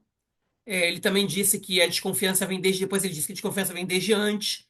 Enfim, e a decisão do governo foi a seguinte: a gente entende que vocês têm essa prerrogativa, mas justamente pelo fato de a gente estar lutando em 7 guerras de um momento tão sensível, com investigação tão grave contra pessoas tão próximas do primeiro-ministro, o devido processo legal deve ser respeitado. E a parte que eu quero destacar, que para mim foi muito interessante, e isso pode repercutir nos próximos dias, é o seguinte: quando o, é, a Suprema Corte dava mostras de que apoiava a decisão da conselheira jurídica, que é a de que a demissão do Ronen Bar deve passar pela comissão nomeadora de membros de alto escalão. O advogado ele disse o seguinte: ok, vocês vão manter o Ronen Bar, e ele vai continuar sendo um chefe do Shin Bet fracassado que não conseguiu evitar o 7 de outubro. Se acontecer um atentado agora nesses dias, até o dia 20, vocês vão assumir a responsabilidade? Ele fez essa pergunta para a Suprema Corte. E aí a resposta da juíza Daphne Barak Erez foi impressionante, que ela disse, então quer dizer que tudo que aconteceu até agora foi responsabilidade do governo, inclusive o 7 de outubro? Porque vocês podiam ter demitido ele antes, né? Então, tudo que aconteceu até agora. Aí ela falou, e se não acontecer nenhum atentado? Então vai ser porque. Então a gente vai levar os méritos é esse tipo de diálogo que você quer ter com a gente? Hein? A resposta dela foi excelente, mas a gente tem que prestar atenção no que é mais importante. O mais importante foi a pergunta. Porque essa pergunta, ela é a incitação de amanhã. Porque se acontecer um atentado agora, vai vir toda a máquina de veneno do Likud, ou gabinete do ódio, como é a expressão usada no Brasil, né? E vai dizer: é culpa da Suprema Corte esse atentado. O sangue dessas pessoas mortas está nas mãos daqueles 3 juízes que não deixaram o governo demitir o fracassado chefe do Shin Bet e ele falhou mais uma vez. Ele já está preparando o terreno para isso. Enfim, para terminar minha fala, a repercussão aqui. O Netanyahu comemorou, porque ele consegue sempre encontrar só a parte boa, né, para ele da situação. Ele diz: olha só, a corte me deu o direito de demitir o chefe do Shin Bet, deu para a gente essa jurisdição e essa jurisprudência. Agora a gente reconheceu que é nosso direito, e agora a gente vai avançar conforme da maneira mais adequada. Não disse que vai conversar com a conselheira jurídica, não disse nada disso e tal. O Ben-Gvir disse que precisa avançar com a reforma para que juízes não congelem mais demissões do governo, que eles possam fazer o que eles quiserem. O Shlomo Keri, ministro das Comunicações, disse que o Ronen Bar ia ser demitido até o dia 10 de abril, que é hoje, quando a gente está gravando. Não aconteceu até agora, eu duvido que aconteça. Ele gosta de fazer isso para tumultuar o ambiente. E o Benny Gantz soltou um comentário dizendo que O Netanyahu, mais uma vez, enfim, desrespeita ou tenta passar por cima das decisões judiciais, blá, blá, blá, blá, blá, incita e não sei o que lá. Enfim, nada muito estranho, nada fora do tom, mas só para a gente entender mais ou menos como é que as coisas vão acontecer. Ontem de noite, quarta-feira de noite, o gabinete se reuniu sem a presença de nenhum chefe das forças, nem o chefe do exército, nem o chefe do Shin Bet, nem o chefe do Mossad, nenhum deles estava presente. O que que eu acho? Eu acho que o gabinete se reuniu para debater o que caralho a gente vai, desculpa o palavrão, o que que a gente vai fazer agora, depois dessa decisão da Suprema Corte. O Smotrich já tornou público o que ele acha que deve ser feito. Desrespeitar a decisão da Suprema Corte, o governo não tem força para isso hoje. Para dizer, Suprema Corte, olha só, dane-se a tua decisão, a gente vai demitir o Ronan Bar, a partir de hoje ele não manda mais em nada. Não tem força. A Suprema Corte vai proibir isso e o governo não tem apoio popular para isso. As pesquisas mostram bastante, mostram de maneira clara e cristalina isso. Vai gerar uma crise sem tamanho que eles não têm condição de enfrentar. Eles podem dar um soft desrespeito, né? Um desrespeito leve, moderado, que é o que o Smotrich propôs. Vamos parar de colaborar com o chefe do Shin Bet. Vamos deixar ele de fora das reuniões, vamos deixar de falar com ele, até o momento que ele se demitir. Só que isso representa em você expor a segurança nacional de uma maneira surreal. Porque se o primeiro-ministro se recusa a se reunir com o chefe do Shin Bet e receber atualizações, se recusa a receber informações e tomar decisões, você expõe o país aos ataques externos. Isso é o sonho dos inimigos de Israel. O Netanyahu nunca vai falar isso que o Smotrich falou, porque o Netanyahu quer ser primeiro-ministro. O Smotrich sabe que ele nunca vai ser primeiro-ministro. Então ele fala isso. Hein? Eu acho que o Netanyahu também não vai fazer isso porque é muito arriscado. E depois acontece um atentado e a culpa vai ser do Netanyahu. Ele não vai ter nem como terceirizar a culpa.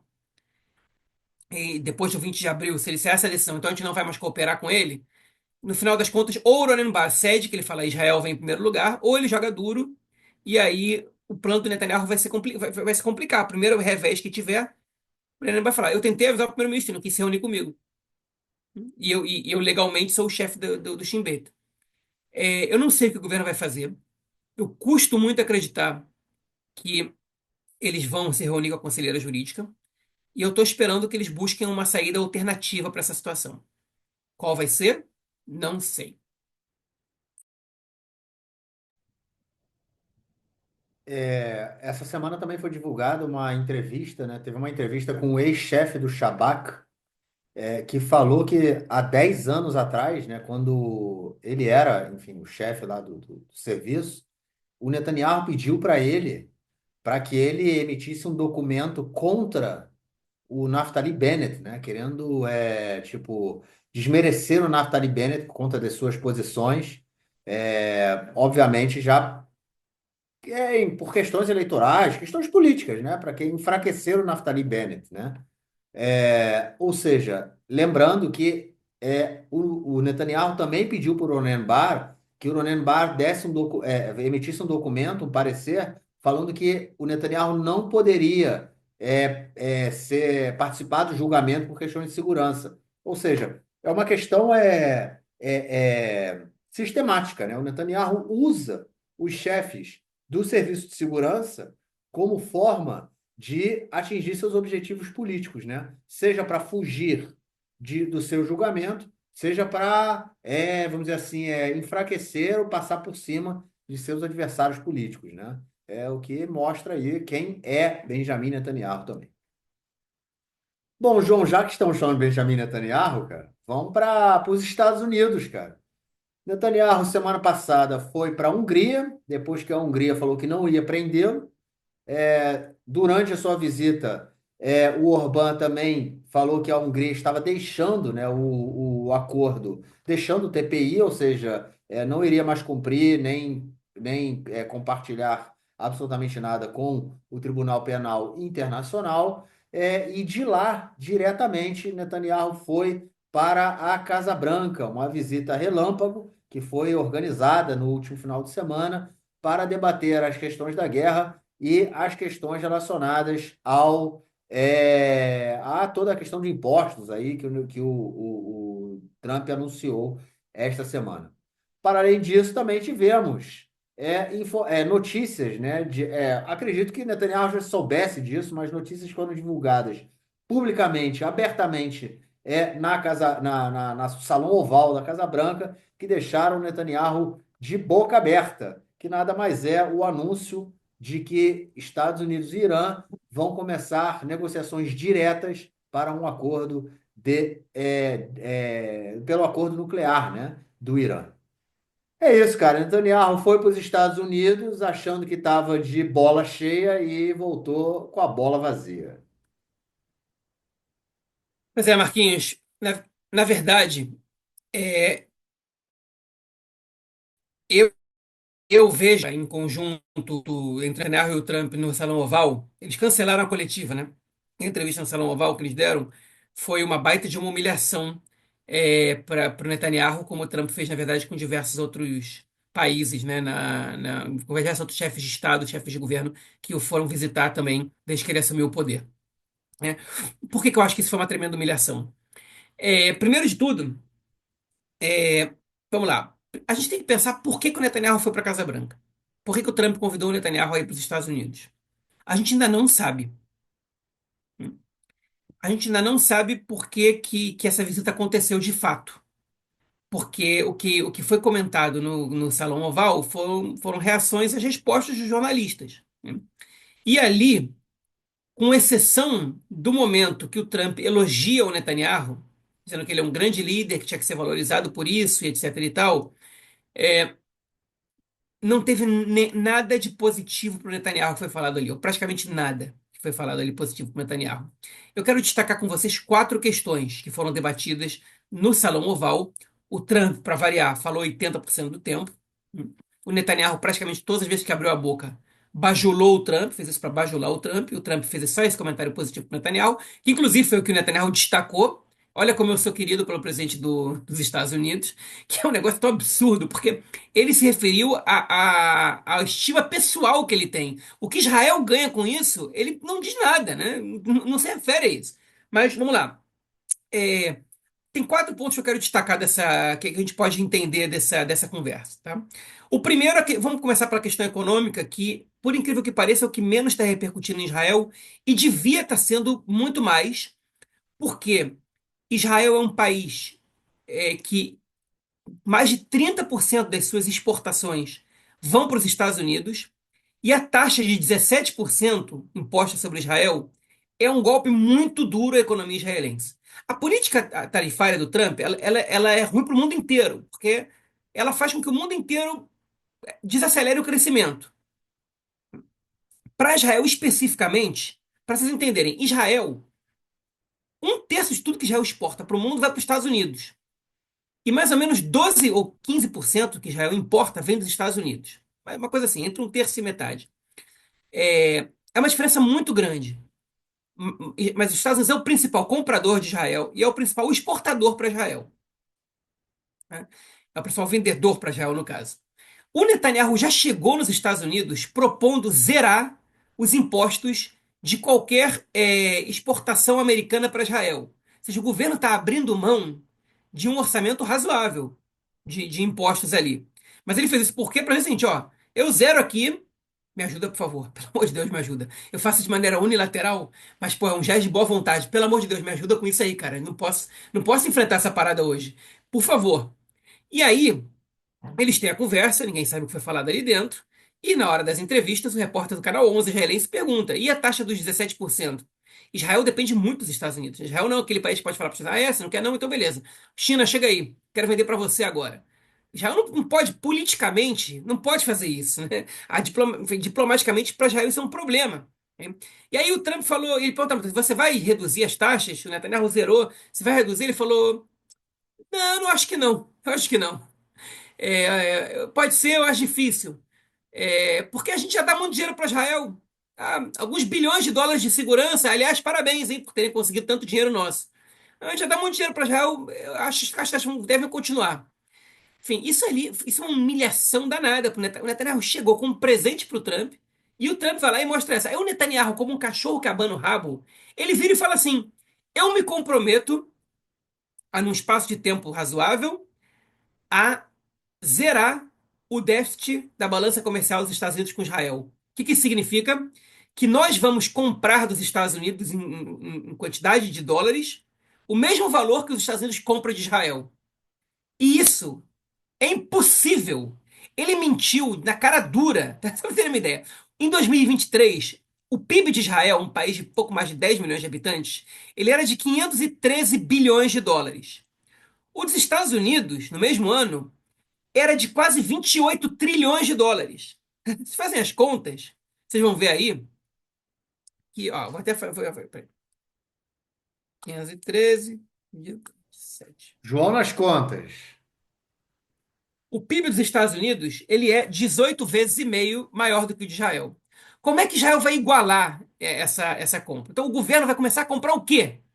Vai começar a comprar produtos que compra de outros países dos Estados Unidos só para poder zerar? Você vai aumentar o custo de vida em Israel mais ainda, porque já está aumentando pra caraca, mais ainda, só para satisfazer uma loucura insana do Trump, né? Não tem, ele está mentindo, ele não pode fazer isso. Ele não tem como. E se o Trump não entendeu na hora que ele está mentindo, ele vai entender depois.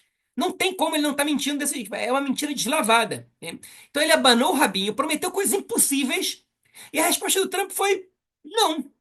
Na verdade, acabou que o Trump diminuiu para todos os países, inclusive para Israel, menos para a China. Para a China ele aumentou para 125% as taxas por 3 meses. Ele baixou para 10% de todos os países. O Brasil, por exemplo, não mudou, porque o Brasil tinha a menor taxa, que era 10%, entre os países que receberam a menor taxa, receberam 10%.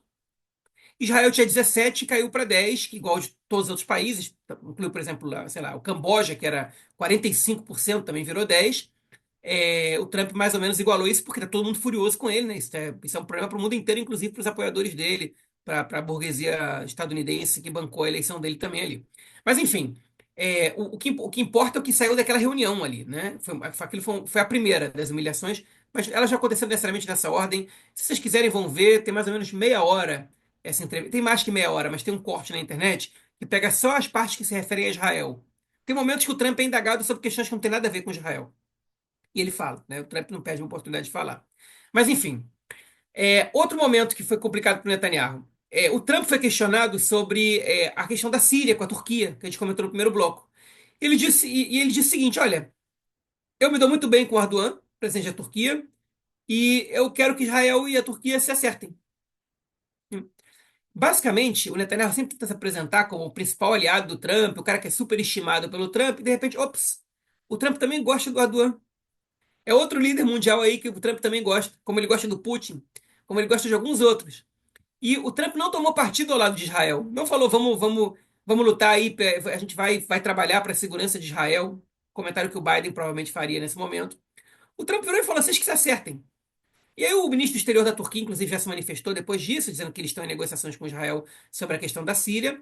Mas eu acho que não tem nenhum cenário no qual a Turquia vai permitir os bombardeios israelenses na Síria. Então, eu acho que nesse sentido aí, o Netanyahu também se complicou. A terceira complicação do Netanyahu foi com relação ao Irã. E aí, vocês vão para o YouTube agora, vão para as redes sociais, para o Twitter, para o Blue Sky, sei lá, para onde vocês quiserem, para o Facebook, para o Instagram, e procurem aí a cara, tem vários cortes, a cara que o Netanyahu fez quando o Trump começa a falar que ele está em negociações diretas com o Irã. Inclusive, ele disse agora que nesse sábado eles vão ter uma negociação direta entre o mais alto escalão, ou seja, pode ser que ele mesmo telefone para o presidente do Irã, para que o Irã não desenvolva armas nucleares e que esse é o melhor caminho, que vai ser um acordo muito melhor do que o Obama fez. E aí ele foi perguntado quanto melhor. Ele falou muito melhor. Tipo, não disse. É que nem teve um debate na prefeitura de Porto Alegre, né, 2 anos, que um prefeito dizia, um candidato dizia para o outro: qual é a sua proposta para o negócio tal? É melhor que a tua.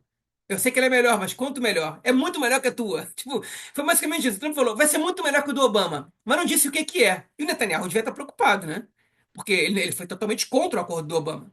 Agora, mesmo que o Netanyahu negue que está preocupado, o semblante dele é impressionante. Eu nunca vi. Na outra vez já tinha acontecido isso. Netanyahu mudou a expressão. Dessa vez é bizarro. Netanyahu estava rindo, o sorriso dele desaparece na hora. Ele faz uma cara de tensão, começa a se mexer inquieto, mexer a cabeça para todos os lados, mexer com as mãos, com os dedos, a tensão no ar ali. Tipo, é aquela cara de como é que eu vou explicar isso em casa, né? basicamente. Foi a terceira humilhação. Não foi tanta humilhação aí. O Trump só expôs uma coisa que não era do interesse do Netanyahu, e provavelmente o Netanyahu não tinha sido informado disso, embora ele dissesse que sim sabia disso, que o Trump estava em negociações diretas com o Irã. E a quarta questão foi com relação ao que fazer em Gaza. E aí, bom, o Trump foi indagado sobre o projeto dele, que basicamente é o projeto de limpeza étnica de Gaza, de imigração voluntária, né, da população. O Trump, ele já voltou atrás várias vezes nesse plano, já disse que não vai ser todo mundo, vai ser imigração voluntária. E quando eu digo que a gente vai assumir o controle, é porque a gente vai coordenar as forças e tal. E dessa vez ele falou: olha, eu gosto do meu plano, mas tem outros planos. Todos eles estão na mesa. O que precisa acontecer é que essa guerra precisa acabar logo. E os reféns precisam voltar logo para casa. Ele repetiu o que ele falou antes das eleições: essa guerra precisa acabar logo. É, Primeiro, o Estado de Israel montou até uma comissão no Ministério da Defesa para trabalhar pela limpeza étnica, né, pela expulsão dos palestinos ali. Agora eles falam pela imigração voluntária. Israel disse, o Ministério da Defesa disse que cerca de 60% dos palestinos têm interesse em sair de Gaza. É uma pesquisa feita durante a guerra. Se é verdade ou não, não sei. Não me estranharia. Mas 60% não é todo mundo. Não dá para deixar, não dá para fazer o plano da Riviera do Oriente Médio com 40% ali. Né? Fora que você não encontrou um país ainda para receber essas pessoas, nem dois, nem três, que é o mínimo que você precisa ali. Então eu duvido que esse plano vá acontecer de fato. O Trump mesmo disse há outros planos, agora ele voltou a dizer que a guerra está para acabar. E o meu palpite é o seguinte: o Trump chamou o Netanyahu ali para dizer o seguinte: olha, em tanto tempo essa guerra vai acabar. A questão das tarifas está controlando a opinião pública. Vocês fizeram o que vocês quiseram durante um mês ali, talvez um pouco menos. Vão ter mais um pouquinho de tempo, mas depois vai arrumando o teu jeito da guerra acabar. É meu palpite. É só um palpite, com base em nenhuma informação. Só uma interpretação minha de por que esse evento aconteceu. O Trump precisa de êxitos na política externa e interna. Ele não perde nada com a guerra acabando agora. Para ele é mais importante a guerra acabar do que o Hamas ser derrubado. Porque o Trump não está pensando a longo prazo. Se o Hamas não for derrubado e fizer um outro 7 de outubro daqui a 10 anos, o Trump não vai acontecer nada com ele, se é que ele vai estar vivo, porque ele já é uma pessoa de mais idade. Ele não mora aqui, não vai acontecer nada com ele. Mas se ele conseguir libertar os reféns agora, ele vai tentar pedir lá o prêmio Nobel, se conseguir fazer o acordo entre Israel e a Arábia Saudita, enfim. Ele está interessado nisso, no que vai dar ganho para ele imediato. É um palpite, tá? Porque até agora o Trump não fez tanta pressão em Israel para que Israel acabe com a guerra, exceto antes dele assumir o poder. E a gente sabe que se o Trump quiser, ele acaba com a guerra na mesma hora. Enfim, eu espero estar certo, mas quando a gente está falando de um cara tão imprevisível, é difícil que qualquer palpite se apresente como provável, porque nada é provável quando se trata do Trump. E é isso se encaixa justamente nessa questão aí isso que você colocou do final da guerra, né? Se encaixa justamente nessa questão dos acordos entre Irã e Estados Unidos, né? Porque é uma forma também, é uma moeda de troca para o Irã, de falar, ó, Israel acaba aí com a guerra, tá acabando, baixa sua bolinha. Pode ser alguma coisa que se encaixa aí nesse aspecto. Enfim, é o complexo de vira-lata do Netanyahu, né, cara? Foi lá abanar cara, e é mais uma parada. O Trump continua meio que se vingando do Netanyahu, né, em função de tudo que o Netanyahu fez no primeiro mandato dele, da questão do assassinato do Soleimani, de Israel ter tirado, ter saído da jogada no momento em que aconteceu, poucos dias antes, e caiu tudo nas costas dos Estados Unidos. Do Netanyahu ter ligado para o Biden depois da eleição dele, vencendo o Trump, enfim. Ficou uma situação muito complicada ali. A gente sabia, Netanyahu não foi à toa que ele foi o primeiro líder, né, a ligar para o Trump, né, depois da sua eleição agora. Então, ficou uma coisa muito complicada ali para o Netanyahu. E o Trump mostrou, meu amigo, eu não tenho parceiros preferidos, eu tenho negócios e America First, né? Esse é o dilema dele, esse é o lema dele. E é assim que ele está vendo. Ele não está preocupado, até porque cara, Israel, em termos de negócios, né, como você mesmo colocou, não é o parceiro principal dos Estados Unidos, está longe de ser. E ele está colocando, está deixando claro, cara, eu tenho aqui a minha política, você é mais um país aí no mundo. Os sauditas talvez sejam mais importantes do que você. Então, Netanyahu vai ter que correr atrás do próprio rabo. Vamos ver o que ele vai fazer daqui para frente. É isso, cara. Vamos então para o nosso próximo bloco, para a dica cultural e a palavra da semana.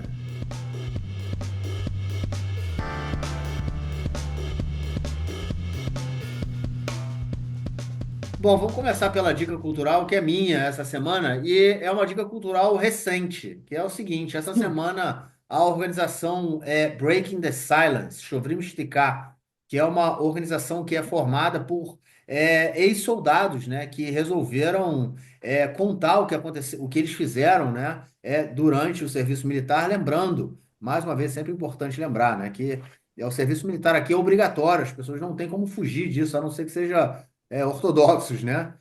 Então as pessoas vão servir ao exército, elas servem, são obrigadas a servir, e eles sempre fazem, essa ONG, eles acabam, o papel deles é pegar depoimentos desses soldados sobre o que eles, sobre o serviço deles, e eles divulgam, né, para colocar ali, tentar conscientizar a sociedade israelense sobre crimes, né, que são cometidos constantemente contra a população palestina. E eles divulgaram, né, essa semana uma cartilha, Relatório. cartilha não, é uma, como chamam? Um pequeno, Relatório. hã? Relatório. Relatório, é um livreto, né, de 22 páginas. Eu comecei a ler, não li tudo ainda, mas é bem curtinho, né? Que é chamado O Perímetro. É, O Perímetro, um conto de uma aniquilação sistemática, né, que vem trazendo, que traz aí histórias de soldados que tiveram na faixa de Gaza em 2023 e 2024.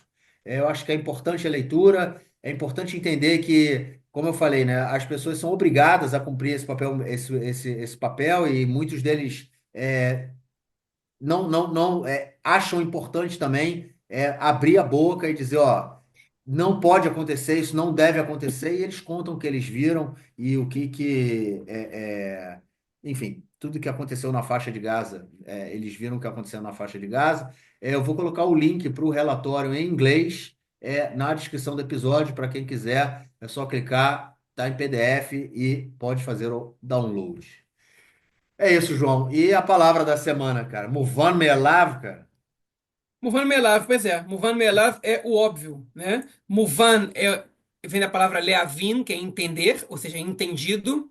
E Meelav é sobre si mesmo, ou seja, o que é subentendido, que é a tradução literal, mas que na prática é óbvio, né? Enfim, então tá aí a palavra da semana. E aí eu tenho mais algumas coisas para falar, Marquinhos.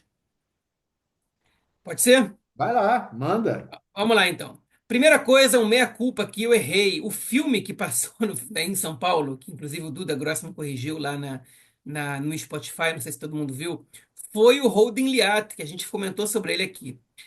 Enfim, quem viu, viu. Quem não viu, acho que já passou, né, o tempo. Mas talvez o filme passe de novo. Ok? Não, esse aí não foi o Duda Grossman que passou essa informação. Por isso eu estou só no talvez. Quando tiver informação, eu passo para vocês. Que eu queria muito ver, eu ainda não vi, o Marquinhos também não viu, mas enfim, tá aí essa meia-culpa, esse erro. Agora, uma propaganda pequena.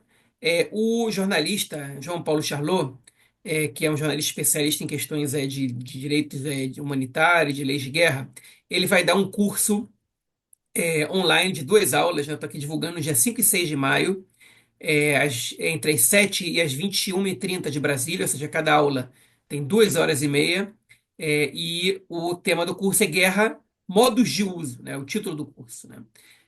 Enfim, das cavernas aos drones, causas, dilemas morais e limites legais nos conflitos armados.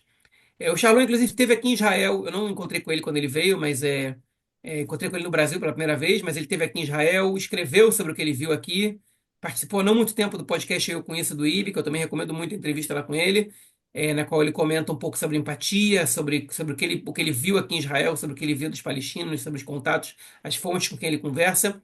Enfim, e como jornalista especializado, o curso dele deve ser bem interessante.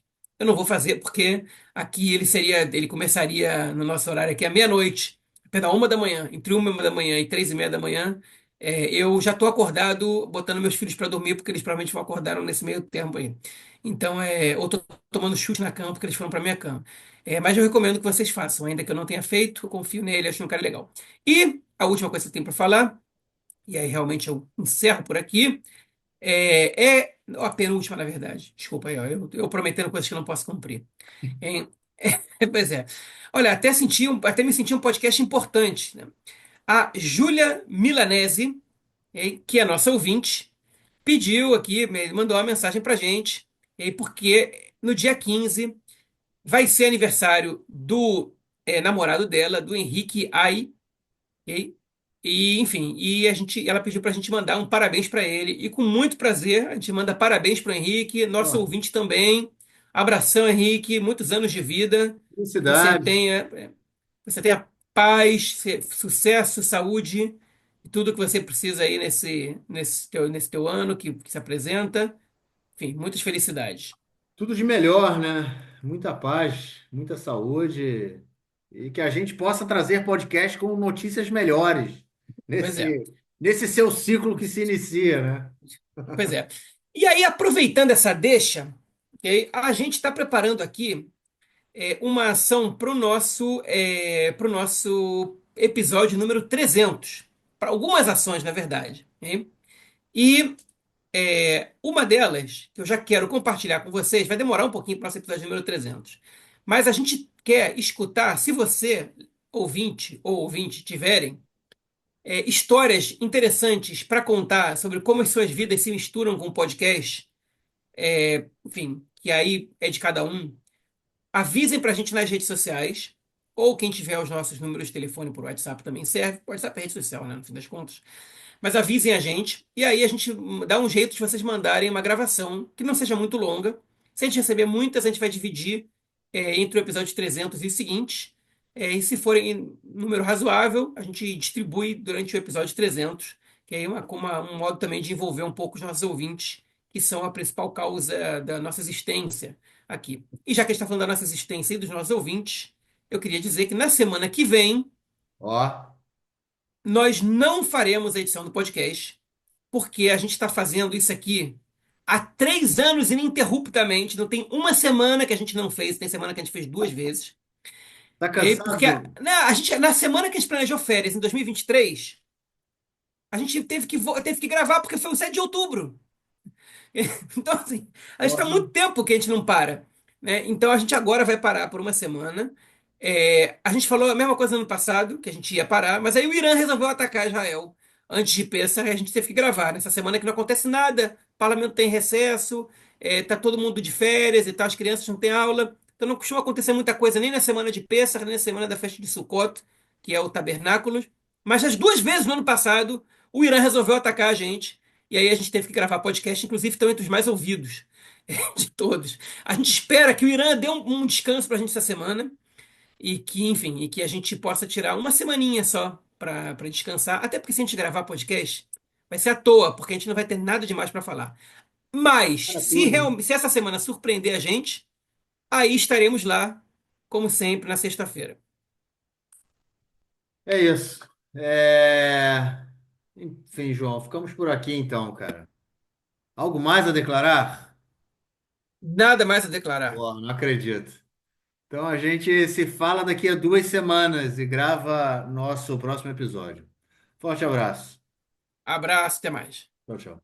Bom, gente, como já é tradição, no início desse bloco, nomeamos nossas queridas e queridos ouvintes que podem e estão colaborando com o nosso projeto. Para quem pode, quer e ainda não o faz e mora no Brasil, pode contribuir pela plataforma Apoia-se e quem mora no exterior, contribui pela plataforma Patreon. Os links se encontram na descrição do episódio. Vamos então ao nome das nossas queridas e queridos ouvintes. A. Rezende, Abel Souto, Alcides Manzoni, Ale Edelstein, Alex Gruppenmacher, Alex Zeiler, Alexandre Himmelstein, Alan Tabakoff, Amir Arones, André Mermelstein, Orenstein, Arthur Benchimol, Asher Kipperstock, Bernardo Chigres, Bernardo Mascarenhas, Carlos Besso, Carlos Grum, Cecília Alca, Cíntia Tetelbon, Clarice, Cláudia Belfort, Cláudio Dailac, Cláudio Solon, Daniel Feldman, Daniel Korn, Daniel Schor, Daniel Spector, Daniel Weinfass, Daniela Rosenbaum, Daniele Moramei, Daniele Salgado de Oliveira, Dani Abensur, Daniela Rothband, David Bessler, David Koifman, Débora Blanc, Débora Rosenfeld, Débora Segal, Eduardo Feingold, Eliane Cooperman, Eliane Pichol, Eveline Alperovitch, Fabiana Rufato, Fabiana Vanderlan, Fábio Belgard, Fábio Gleiser, Fábio Luxo, Felipe Raimovich, Fernanda Carme, Fernando Gainer, Flávio Rabinovich, Gabriel Helfeld, Giovanna Orso, Júlia Tucci, Juliana Mordente, Glenda Rubinstein, Gustavo Frota Pereira, Gustavo Gorenstein, Guta Tomaskin, Guto Pereira Nunes, Helena Latermacher, Iago Oliveira, Ida Sandes, Igor Sender, Ilana Stein, Isaac Guanais, Isadora Chamis, Jacob Blumer, José Jardim, José Orenstein, Júlia Rios, Leonardo Bueno, Leonardo Stuhl, Iliana Fonseca, Lilian Starobinas, Liz Unikovski, Luana Lima, Luciana Maslum, Luiz Benoliel, Luiz Lederman, Marcela Bronstein, Marcelo Schulwacker, Marcos Sarauer, Marcos Sarue, Marcos Bliacheres, Marcos Gandelsman, Marcos Paulo Januário de Souza, Margarida Lacombe, Maria Célia Moscati, Maria Fison, Maria Pilar, Mariana Sampaio, Marília Neustein, Maurício Lande, Mayra Weinstock, Michele Schuckmann, Miguel Fausto, Mila Chazeliov, Mônica Fagundes Klein Gunevec, Muriel Correia, Noah Vago, Padu de Almeida, Patrícia Tomalskin, Felipe Zucker, Rafael Boquerri, Rafael Fleischmann, Rafael Sterne, Rafaela Barcai, Raquel Penariol, Renato Ackermann, Renato Bejinski, Ricardo Sterne, Richard Cirrel, Roberto Dias Pereira, Roberto Mai, Roberto Tonani, Rosa Harsheim, Rubens Kohn, Rui Bezerra, Sérgio Goldbaum, Sharon Feldman, Chaz, Sidney Weissman, Silvia Mai, Susana Saul, Thaís Scheinberg, Vitória Albino. Yael Katz, Yael Reinstein, Yuri Jacob Lumer. É isso, gente. Como eu falei, para quem pode e quer colaborar e ainda não faz, os links